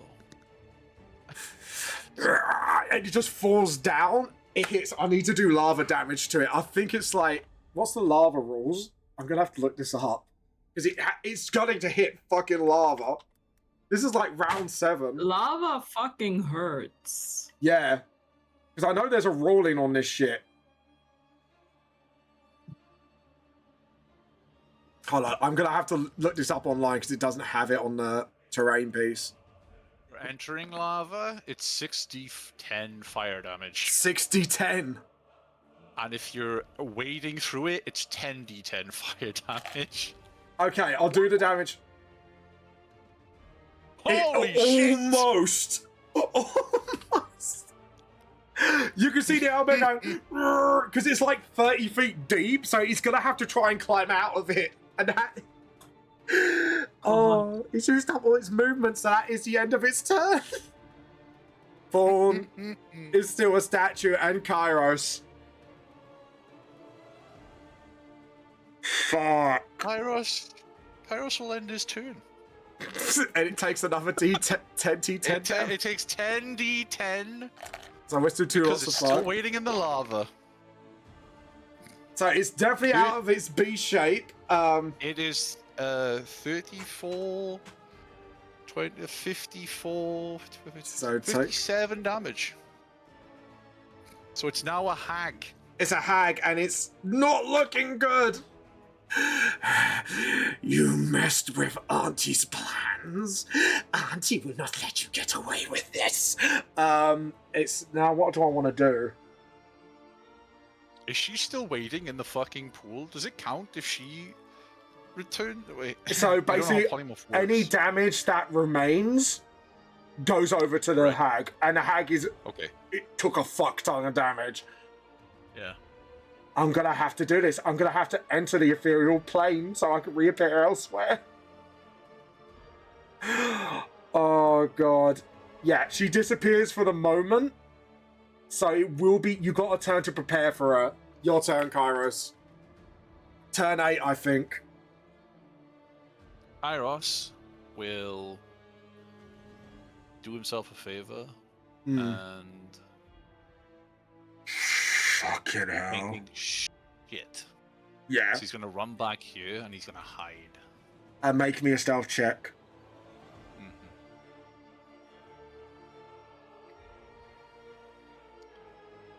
That's a 24. You are.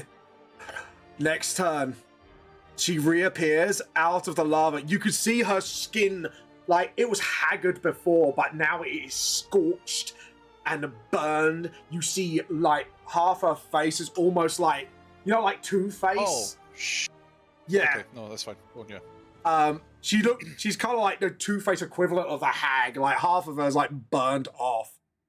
She just looks around, tries to find where you are. I'm gonna have to waste an action for a perception check because I can't do anything else. Your stealth was 24. I have to beat it. She looks up. She can't use anything else unless there's a spell. There's a bonus action, but I don't think there is. What's this? What's this do? That's an action. Yeah, an action. I can't do anything else. Action. Action. Yeah, everything's action. No, I didn't mean to do that. I was just looking at that out of curiosity. Yeah. I buy. Yeah, nothing. She can't do anything. I can't even bestow a curse, which is an action. Fucking hell. I can do one thing, but you are not a magic caster. I think you know what that means. She's out of actions. Unless, what's this? Does this take an action? No, that's it. Even that won't do anything. Right. It is your turn, Mr. Morrigan. You see her looking around, her eyes darting. Where is that? There you are, little bastard. She chuckles in madness. All of a sudden, she sees Kairos, and he smiles, and laughter just echoes through the chamber. Go ahead. As he is going to do, as he always does, bonus action hide. Hi, lovely. You bonus action hide. She ain't seeing me for shit. No, you hide behind the tower. I'm going to go around here, and as I'm moving around the pillar, Yeah. she just hears a maniacal laughter. Stop copying me. Yeah, you know that scene out of Batman Beyond where like he starts mocking him, like the Return of the Joker, and Joker just has a mental breakdown because it's not Bruce. Because you're mimicking her laughter, it's just she's having a breakdown. Go ahead. As Kairos comes around to take the shot, he goes, "I've killed bigger things than you. You are nothing." Damn. Brutal. It's just mockery. That's a 26 to hit. Yeah, that hits. I've done it. Sweet. Do your damage. 26 damage. How would you like to do Let's go. You guys are roll nuts this session. Kairos comes from around the pillar. If the hag is just looking at the pillar, she'll see just this dark mist just come down from the pillar. And if she looks up, all she will see is like a dark mist phantom covered in just a shroud of necrotic mist. And with as you, glowing green eyes. yeah, And a massive and a crossbow. yeah. Just as black as night. And she sees it lift up. And Wait, before she knows it, wait. Without me, the curse won't activate. He won't come back. Do you want that? What do you say? All she hears in the deepest, pockets of her mind. She steps back. She's afraid of you. That's not your choice to make. I have people that will do it for me. And he shoots her into the lava pit. Yeah, just Oh my god. as you fire again, your crossbow takes the form of a rifle.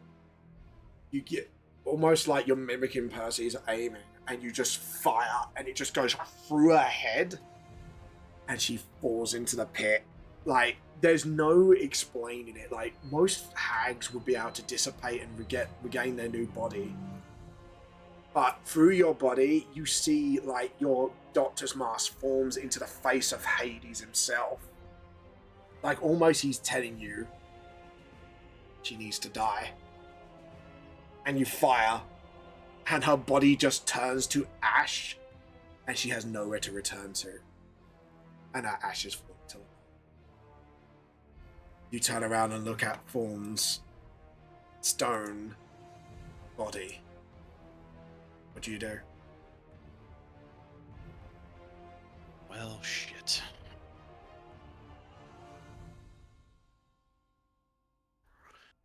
I'm gonna take my coin Okay. to summon Vulcan. Okay, you've summoned Vulcan. How do you... He looks at the stone, because I think he's kind of met Fawn.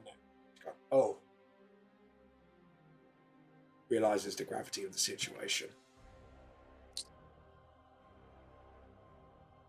I'm in a bit of a pickle. He nods quietly. Hold on, I'm getting something from the radio line. Clover, what you want to say? I do not want to interrupt this very dramatic moment. No, it's okay. Go on.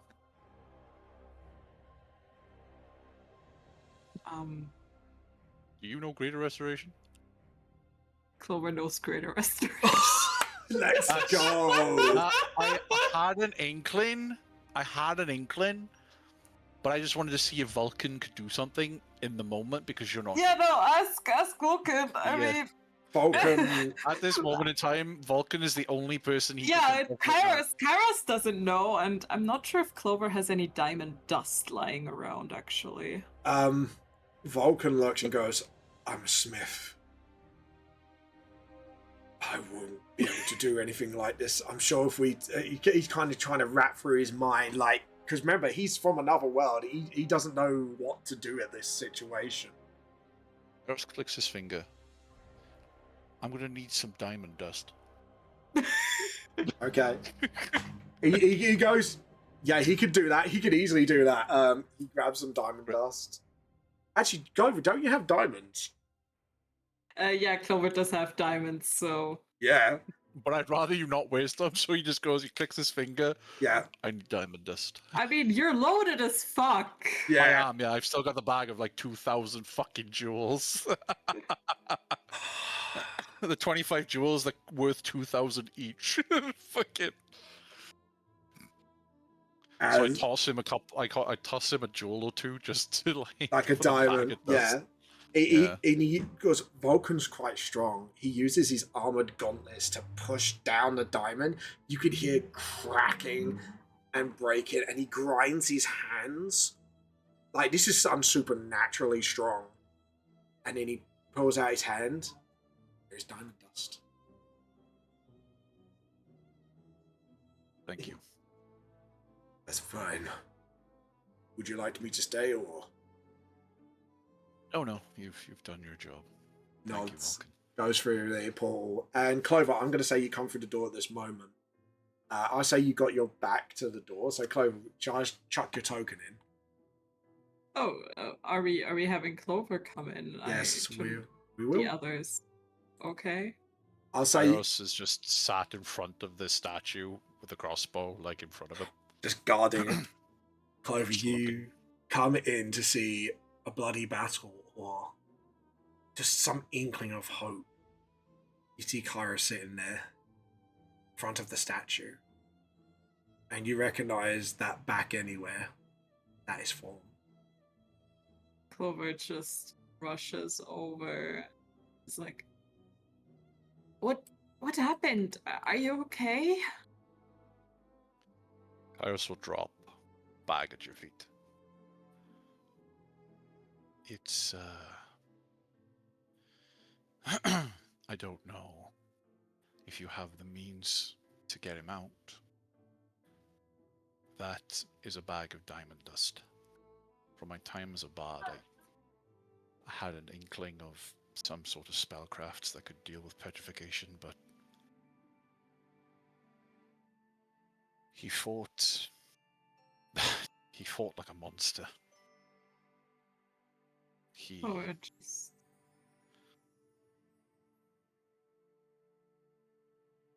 You get him out. She picks up the diamond dust and very carefully inspects it and then sprinkles some on the statue. Would you like to say a few words before you? Because you don't She know if kind he's of turns alive in it. to Iris. Thank Iros at this point looks exhausted.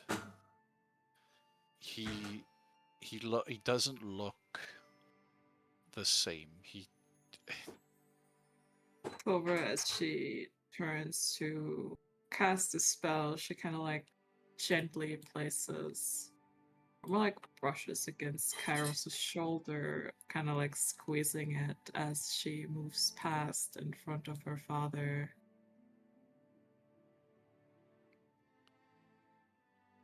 In like quiet reassurance, and Clover will...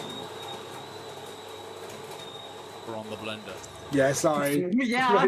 Rachel's making Sprinkle heresy. the diamond dust and touch the statue and cast Greater Restoration. As you put the diamond dust ready to preparation for the spell, and you kind of put your hand on his chest where his heart is, would you like to say a word or two? Clover just kind of like places her hand and is like, come on, this has to work. As you place your hand, you reach out to him. You see the fungus turning to like diamond fungus on the stone. You can hear cracking. I'm going to treat this like a revival spell. Is there anything you two like to say to him to say it's hope that he's alive in that stone and he's fighting with every inch of his willpower? However, would you like to say something first?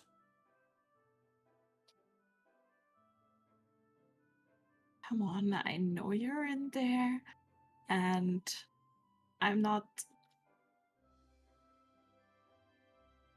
I know you wouldn't leave me, and I won't lose you so soon after finding you. Please. Make me a persuasion roll with advantage.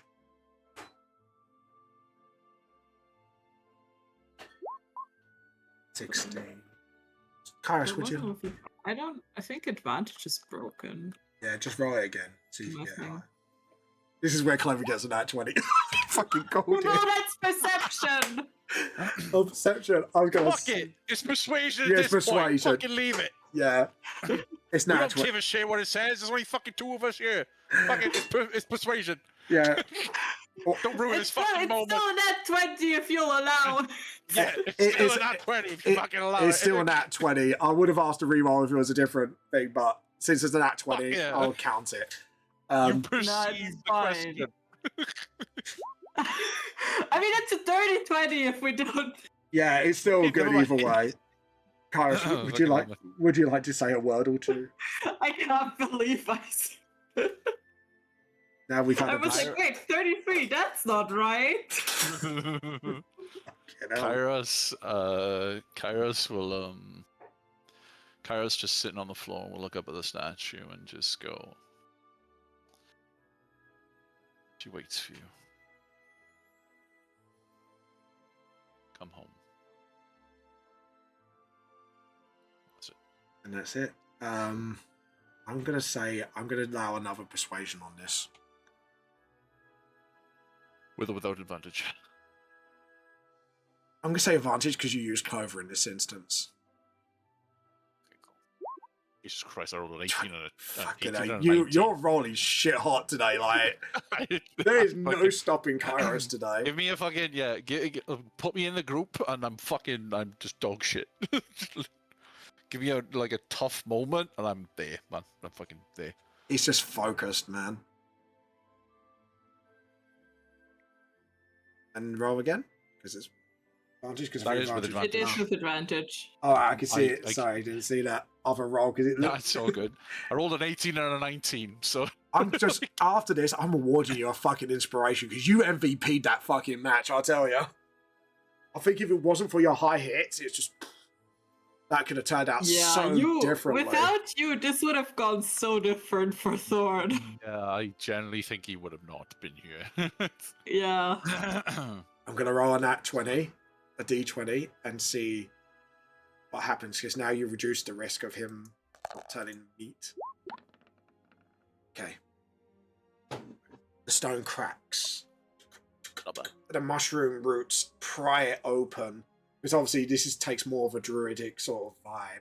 The diamond mushrooms fall to the ground and disintegrate as the spell is used up. One stone falls from his face. You see an eye closed. Another piece falls. He is standing. Opens his eyes. As he's about mid-swing, he kind of looks around, sees like the massive hole in the beholder's head. Where is she? And then Paris will point to the lava pit.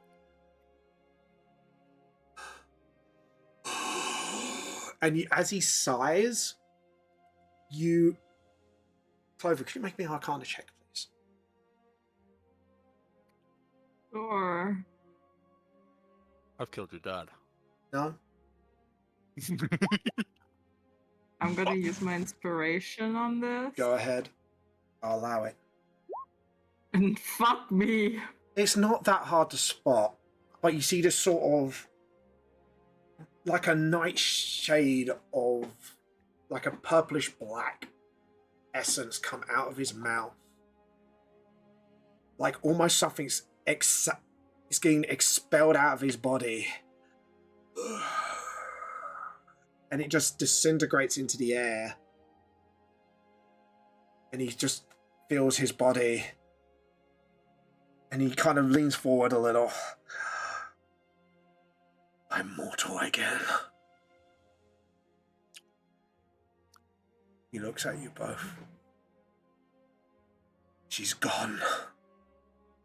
Her grip. You freed me. He looks at both of you. You both did it. Kairos. And Clover just... Obviously, like, she wants to give her a hug, but in that moment, because Kairos essentially saved her dad's life, right? So... Yeah. She just hugs Kairos, like... As he almost gets topples him over. Yeah, like he starts to get up all of a sudden. All right, now it's oh fuck! Oh, right, just like tackles him to the and Fawn kind of like quickly like grabs you both and takes you away from the edge just in case, like, and just don't do that again. And as a little bit of this, like, he kind of brushes himself off, looks at you. It's over. Be safe, Mom. He sighs in relief. And the ritual, or whatever was happening in that room, is that over? Yeah, he seemed a little incompetent. You could just see. I'm sorry. That was so good. I could feel like just Vamp's heart just shatter. Yeah. I'm so sorry. And the problem is, it's the rolls, and that's what I get for being Will Wheaton of rolling, baby. Anyways, So good. he just So good. he just chuckles to himself. I guess he was in a bit of a gooey mess then. He just like that's it. He has his put out. He's just getting it off his chest. You can see Kairos' face just drop, and he's just like, I should have just. I allowed it. I should just He just looks at you, just like, allow me this one. Just this one pun. He needs this. Yeah, Kairos around this point just drops to the floor, just like exhausted. I'll give you a point of exhaustion if you want for role plays. So, Oh god, no. it's only a -1 to your rolls. I'm not using the old rules because the old exhaustion fine, rolls yeah. just hurts my head. Yeah, because everything, like, it took a lot of like energy for him to scare the hag, to kill the beholder. Yeah. Like, there was a lot going on. Vaughn just sits down as well. I'm just giving him a point of exhaustion as well, and he just laughs with you and just goes, "Oh, that mess." And they were both incompetent as hell. All these years, and I was afraid of her.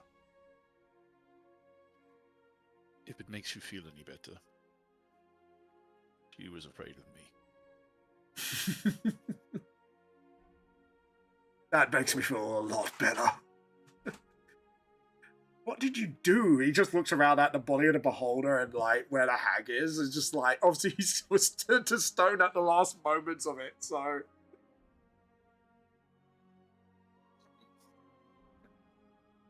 Nothing much. Just Kairos things. Just laughs and shakes his head. I guess all there is to do now is either get out of here or... Clover, you know there's a door that did open with a barrier. It might be ready now for you to go through. Yeah. Because obviously, as far as Fawn's concerned, this is over.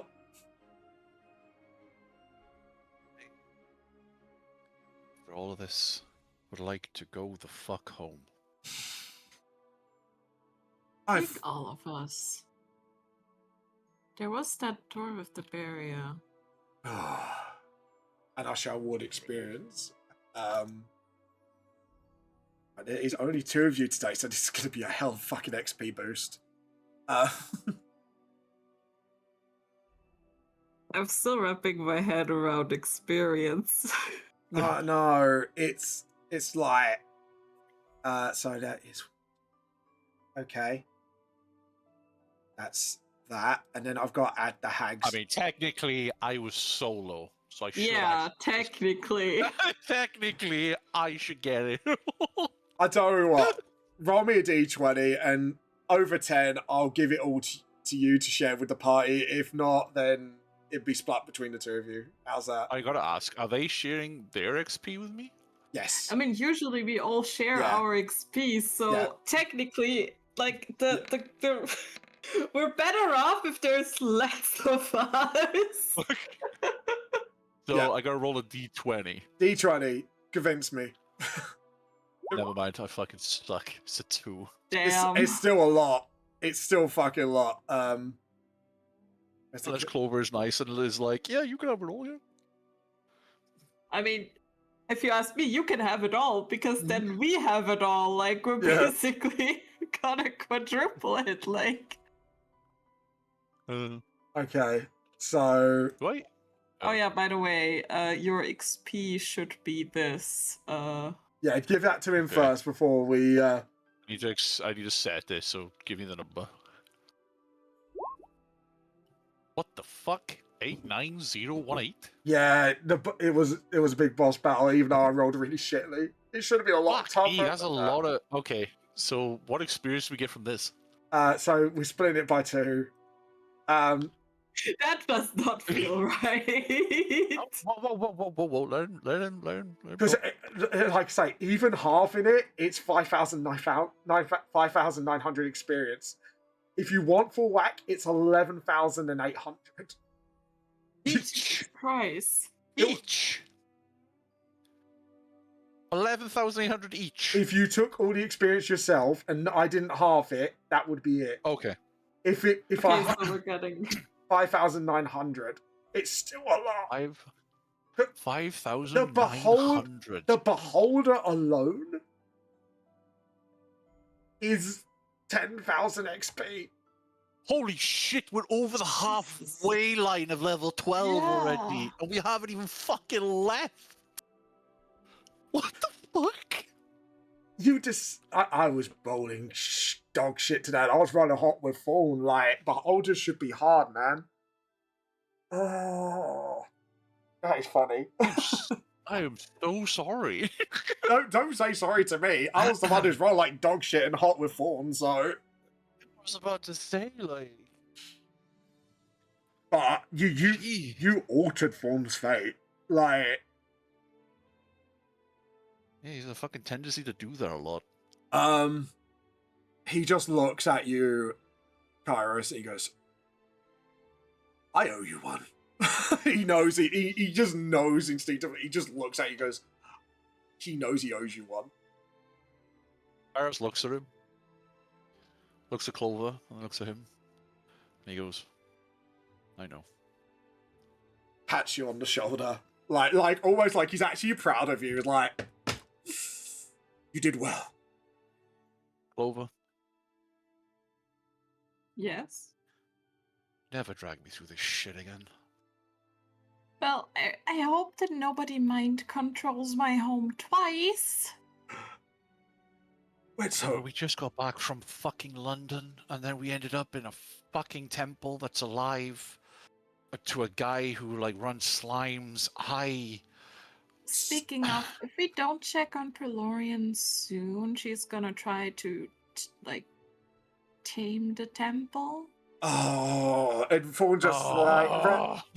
I can imagine Fawn and Kairos are just uniously just groaning and just, do I have to deal with her? You can tell like Fawn's just at it for the day. Even though sometimes she's a pain in the ass, she's I mean, nice to have around. better or worse if I say that Ariel's still around. Ariel's here? And you just hear like hopping through the temple like Or like, I'm pretty sure Ariel was summoned when Kairos entered the room with your dad. Yeah. yeah. So Kairos doesn't know Ariel is here. Yeah, so And like you see like this fear on fucking Kairos' face. like what's she done this time to cause chaos? Yeah, like Yeah, like Ariel's here? Yeah? Who's looking after the wolves? you got Paddington, I That's a think. very good question. Oh, Paddington's gonna be dragged through the mud. That's gonna be hilarious when he gets home. Just puts his hand in his puts his head in his hands, and he's just like, oh god. As you say that, Clover, your mum walks through with Ariel sort of under her arm and goes, I'm assuming she's yours. Ariel goes, I tried to stop her and then she snapped out of it, and then you see her like wrapped in vines as well. Like she didn't know what the Oh fuck my happened. god. Kairos is just squinting. Mom! And Clover just runs up. Oh, well done. You just pats you on the head, just like, you did so well. And just looks at. Kairos looks... Oh, does she look at me? She looks at you as well, and just like you can see like Errol's just tied up in vines, just not sure what to do. It's like, is it safe now? Do I need to drag her anymore?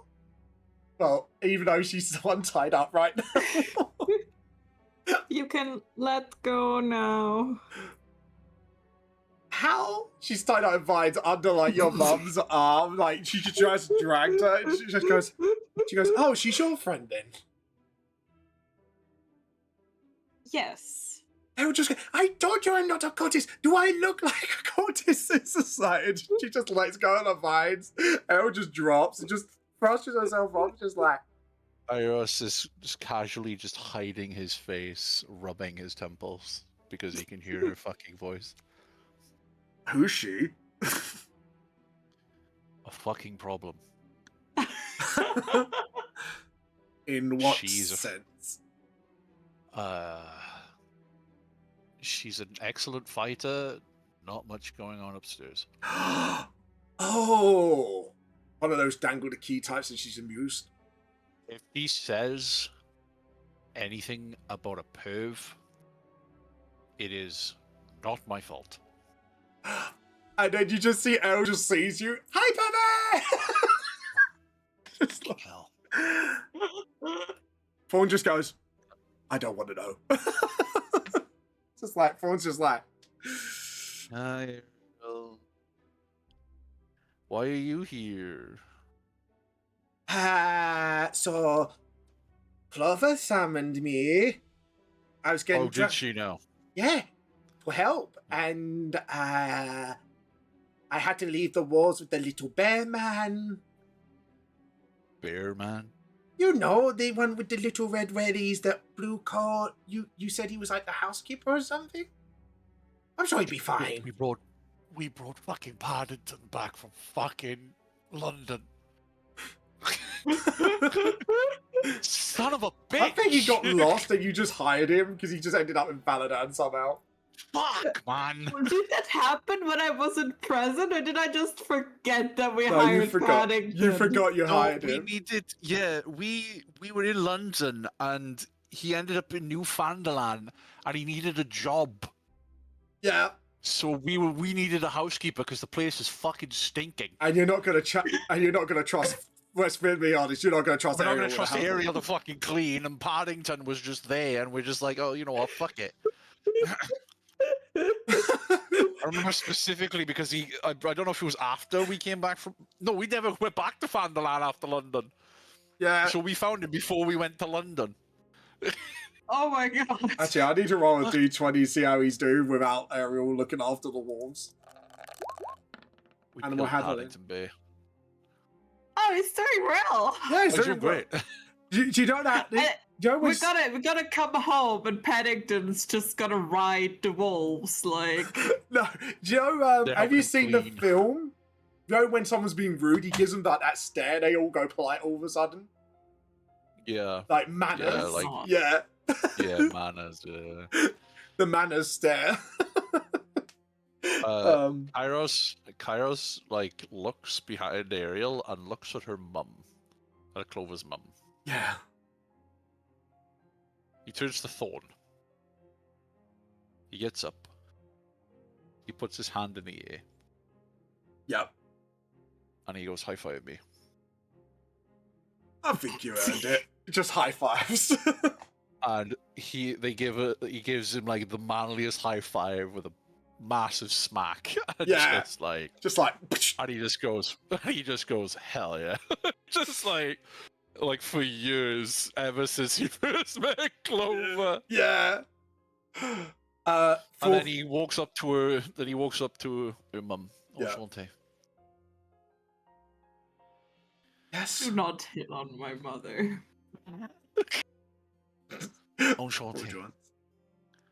What's that mean? Sorry. Hello.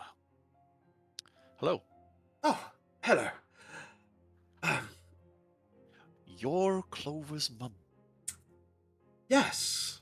I believe I am. Last I checked. Wow, you are just like your daughter. She just Holy looks at shit. Clover like, where did you find Um, so I took some work up on the surface and um and you got like Clover's mum is like puts her hands over her mouth, looks at both of you. Oh, God. Is he your boyfriend? what? No! Iris just blinks. I mean, there's me thinking I was going to get grandkids. So it's going... Iris still blinking. Like, Fawn just looks at her and goes, "You, as I remember you, you just say what's in first thing in your mind, don't you?" She just goes, "Oh, you can't blame me for, assuming. There's a guy and a girl. What am I supposed to think?" So, and Fawn just I goes, mean, there's plenty of girls with us. "Oops." ironically, I am the only guy. Yes. Yeah, Kairos is legit the fucking harem protagonist. Like, I am literally the only guy in this fucking party. Cliver's mum. And yet we're all male IRL, which is crazy. Yeah, it's fucking mental. Fawn just looks at Clover. Just,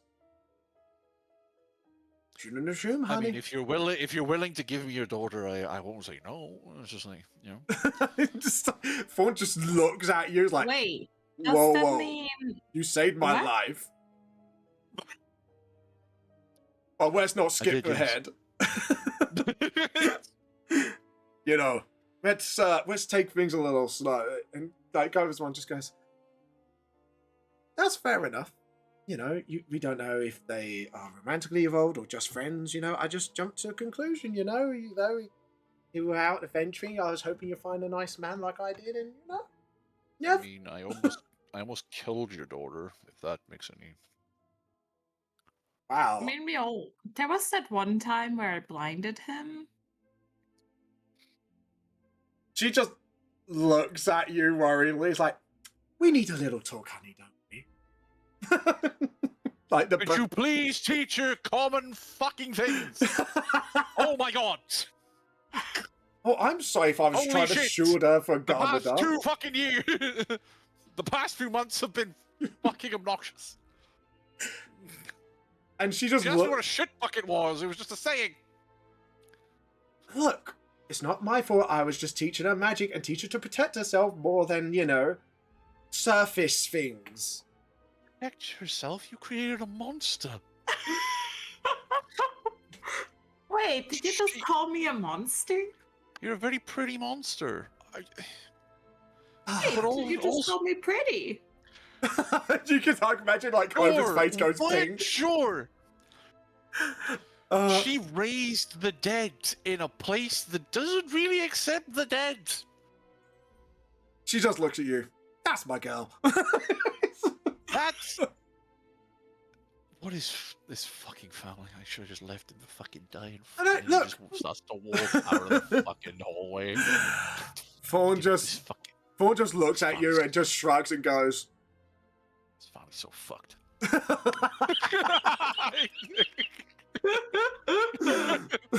Kairos at this stage it says, fucking apples alive, fucking cultists everywhere, there's a fucking beholder, there's a fucking hag, and then there's just... So why was Clover holding a fucking holy sword? Where the fuck did that come from? says the guy who's, got Hades on his side.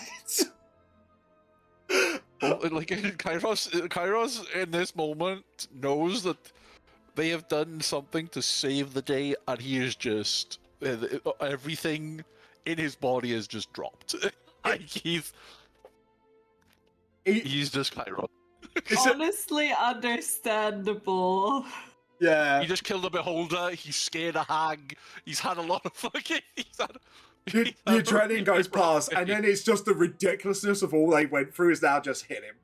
It's just like... And now he's in the main hallway. There's a mouth, there's eyes, and a giant statue. And he just sits on the door. He just sits on the doorstep, just thinking.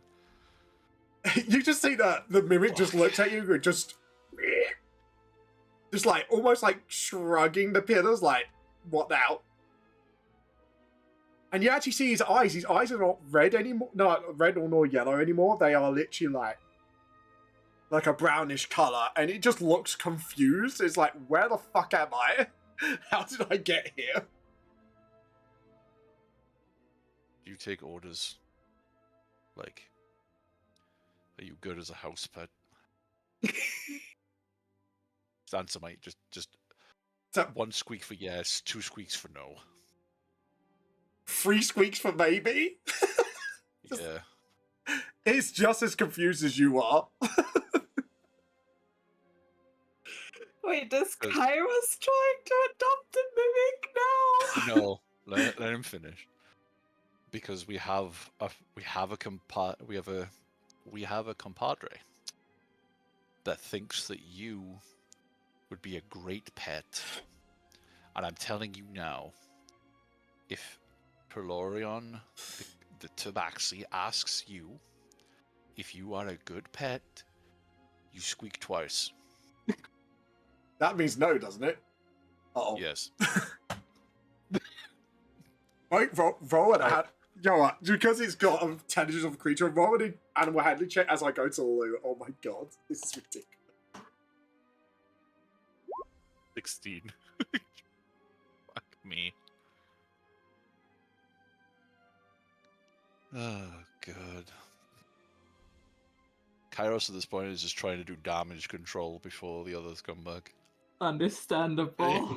Because he knows for a fact that Perlorion is going to come back and she's going to ask for this thing to be her fucking pet, and Kairos is just like, no, this is not going to work out. We're not taking a fucking pet home. How the fuck are we going to put this thing? Next to our house, obviously. We have no fucking room. Kairos is just in a monologue, is just like, he really just wants to go home. He needs a bath. He needs to lie down. He needs something. He just scared a hag. He fucking blasted a beholder. I like to think that Clover in her mind is just like, did Kairos just call me pretty? Oh my god, you rolled a 16. Yeah, I rolled a 16. It just looks at you. It's like, "Urgh." He's just like, not sure what to do here, but he's like, maybe, I don't know. It's like, he doesn't, not sure what to do at this point. Kairos just has deadness in his eyes. And like we were just saying, like, Kairos is in a monologue, is like, he's trying to do damage control before Zal and Pelorion, like, pop up somewhere. Yeah, it just makes sure he doesn't claim the pet. And what is Clover doing? What is Clover thinking? Yeah. Your parents I just think Clover, look at you just like, Clover is just like, is he okay? Your mother asked. Kairos? Yeah, he seems a little, exhausted. Yeah, it's been worse. That's not the worst he's been? Oh boy. It's just like... No, there was this one time where we had to kind of go inside his mind to free him from demon. Oh. Huh? This was like... She Would you believe me if I told you he was a bard? Seems handsome enough for it. And you could have done worse. Like it's like just Vaughn just looks like, let's not push it. And you can see him actually. Around this point, yeah. Kairos around this point has pretty much just passed out on outside the door, on the doorstep. He is. I should probably check on him. The kind of nods. Is just like, I believe we got some catching up to do. And you just see, and actually, because she's her focus was more on you and that, she goes, I thought, and you could just see about you. She just goes, we have one hell of a daughter. She just smiles, and you can go off and look after Kairos as they catch up a little bit. Yeah, Kairos is sound asleep on the step. He's very. It looks more peaceful than he did when he was awake. Yeah. And Now the Clover adrenaline's kind of like gone. tries to, like move Kairos a little bit to the edge, get him comfortable. Yeah. You could see the stairs shifting a little bit to try to flatten, to keep it comfortable. It's like, because at the moment, it's just You're a nice mimic, aren't you? Oh, your eyes changed. it just seems, and he actually looks towards your blade. Like it This? recognize it. It's like, You know this? it kind of one squeak. I'm gonna take that as yes. You don't mind us still being here, right? It kind of looks at the statue, wondering what that's doing there, and it crumples it down and just like. I think he hates being enslaved just a little bit.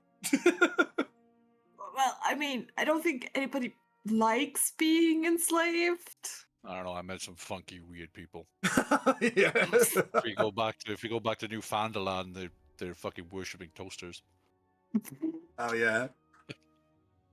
Those guys love their omniscire. And their toasters. Yeah. Like, yeah, you just see his eyes just wandering at the sword, almost trying to recall something. Cool, kind of holds it out a little after getting Kairos comfortable, Yeah, making sure he's okay. yeah. Kairos is. I'd say he's just exhausted. Like I won't get a medicine Yeah, he's check for just that. He's done with life. it's just the whole thing just took its toll because you've been non-stop since Faladan, and now there is a sense of relief, and there is a nice little respite. He just sound asleep.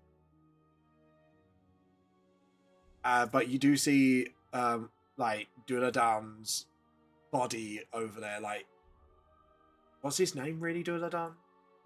Was he just an unfortunate soul that had his body stolen by that very mind flare?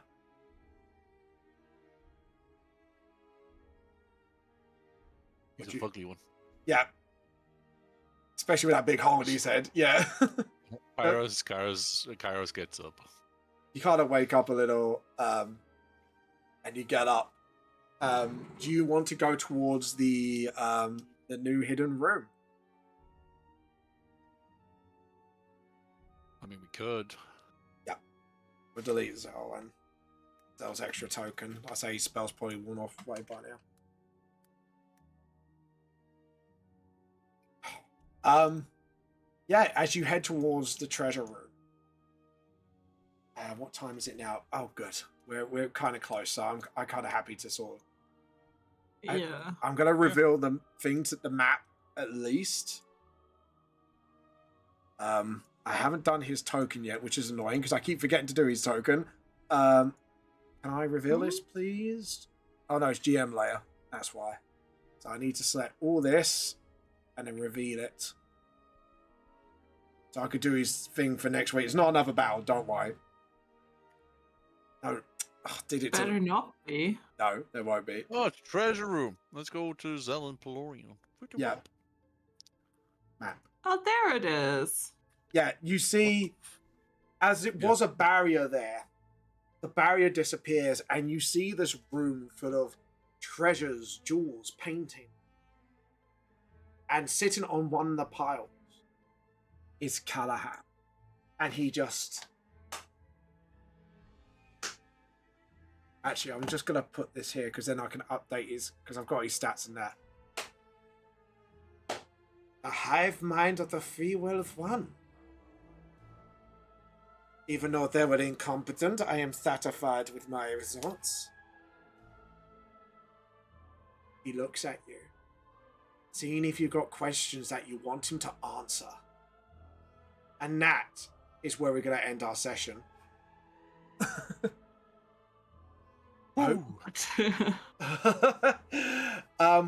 Congratulations, Storm, on such a fucking mental... You saved my dad! You saved him from his fate. That is well done. And actually prevented a boss down the line as well, so... Congratulations. So, with that out of the way, we're going to give somebody a little raid. And not the Raid Shadow Legends kind, please no. But we have yet to thank our sponsor. No! Want to throw your money down the raid for PS2 graphics and fuck all lore? Shade Shadow Legends! Anyways, sorry. Anyways. Who should we raid today? Oh! Arwen's online.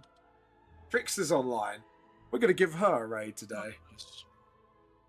Anyways, guys, thank you all for coming. Clovers, thank you for playing. And Storm, I'm sorry, but you MVP'd that fucking match. Like, well done. I'm actually fucking impressed. And Thank you. Thorn rolled like a beast today. I don't know what happened. Thorn. I feel like that would have gone a lot worse if Thorn did not pull his finger out of his ass. Yeah. Like, fucking mate, that was like crazy. Anyways, guys, thank you for all coming. See you later. And say, we are here to steal some sharp tea. Again, we are here to steal some sharp tea. Thank you all for watching. This is Van Veloso and 4-Leaf Covers. And we'll see you next week for the conclusion of the Underdark arc. Thank you for watching. Bye. Bye. Bye. Sure. Okay, I gotta go study now. Yeah, no.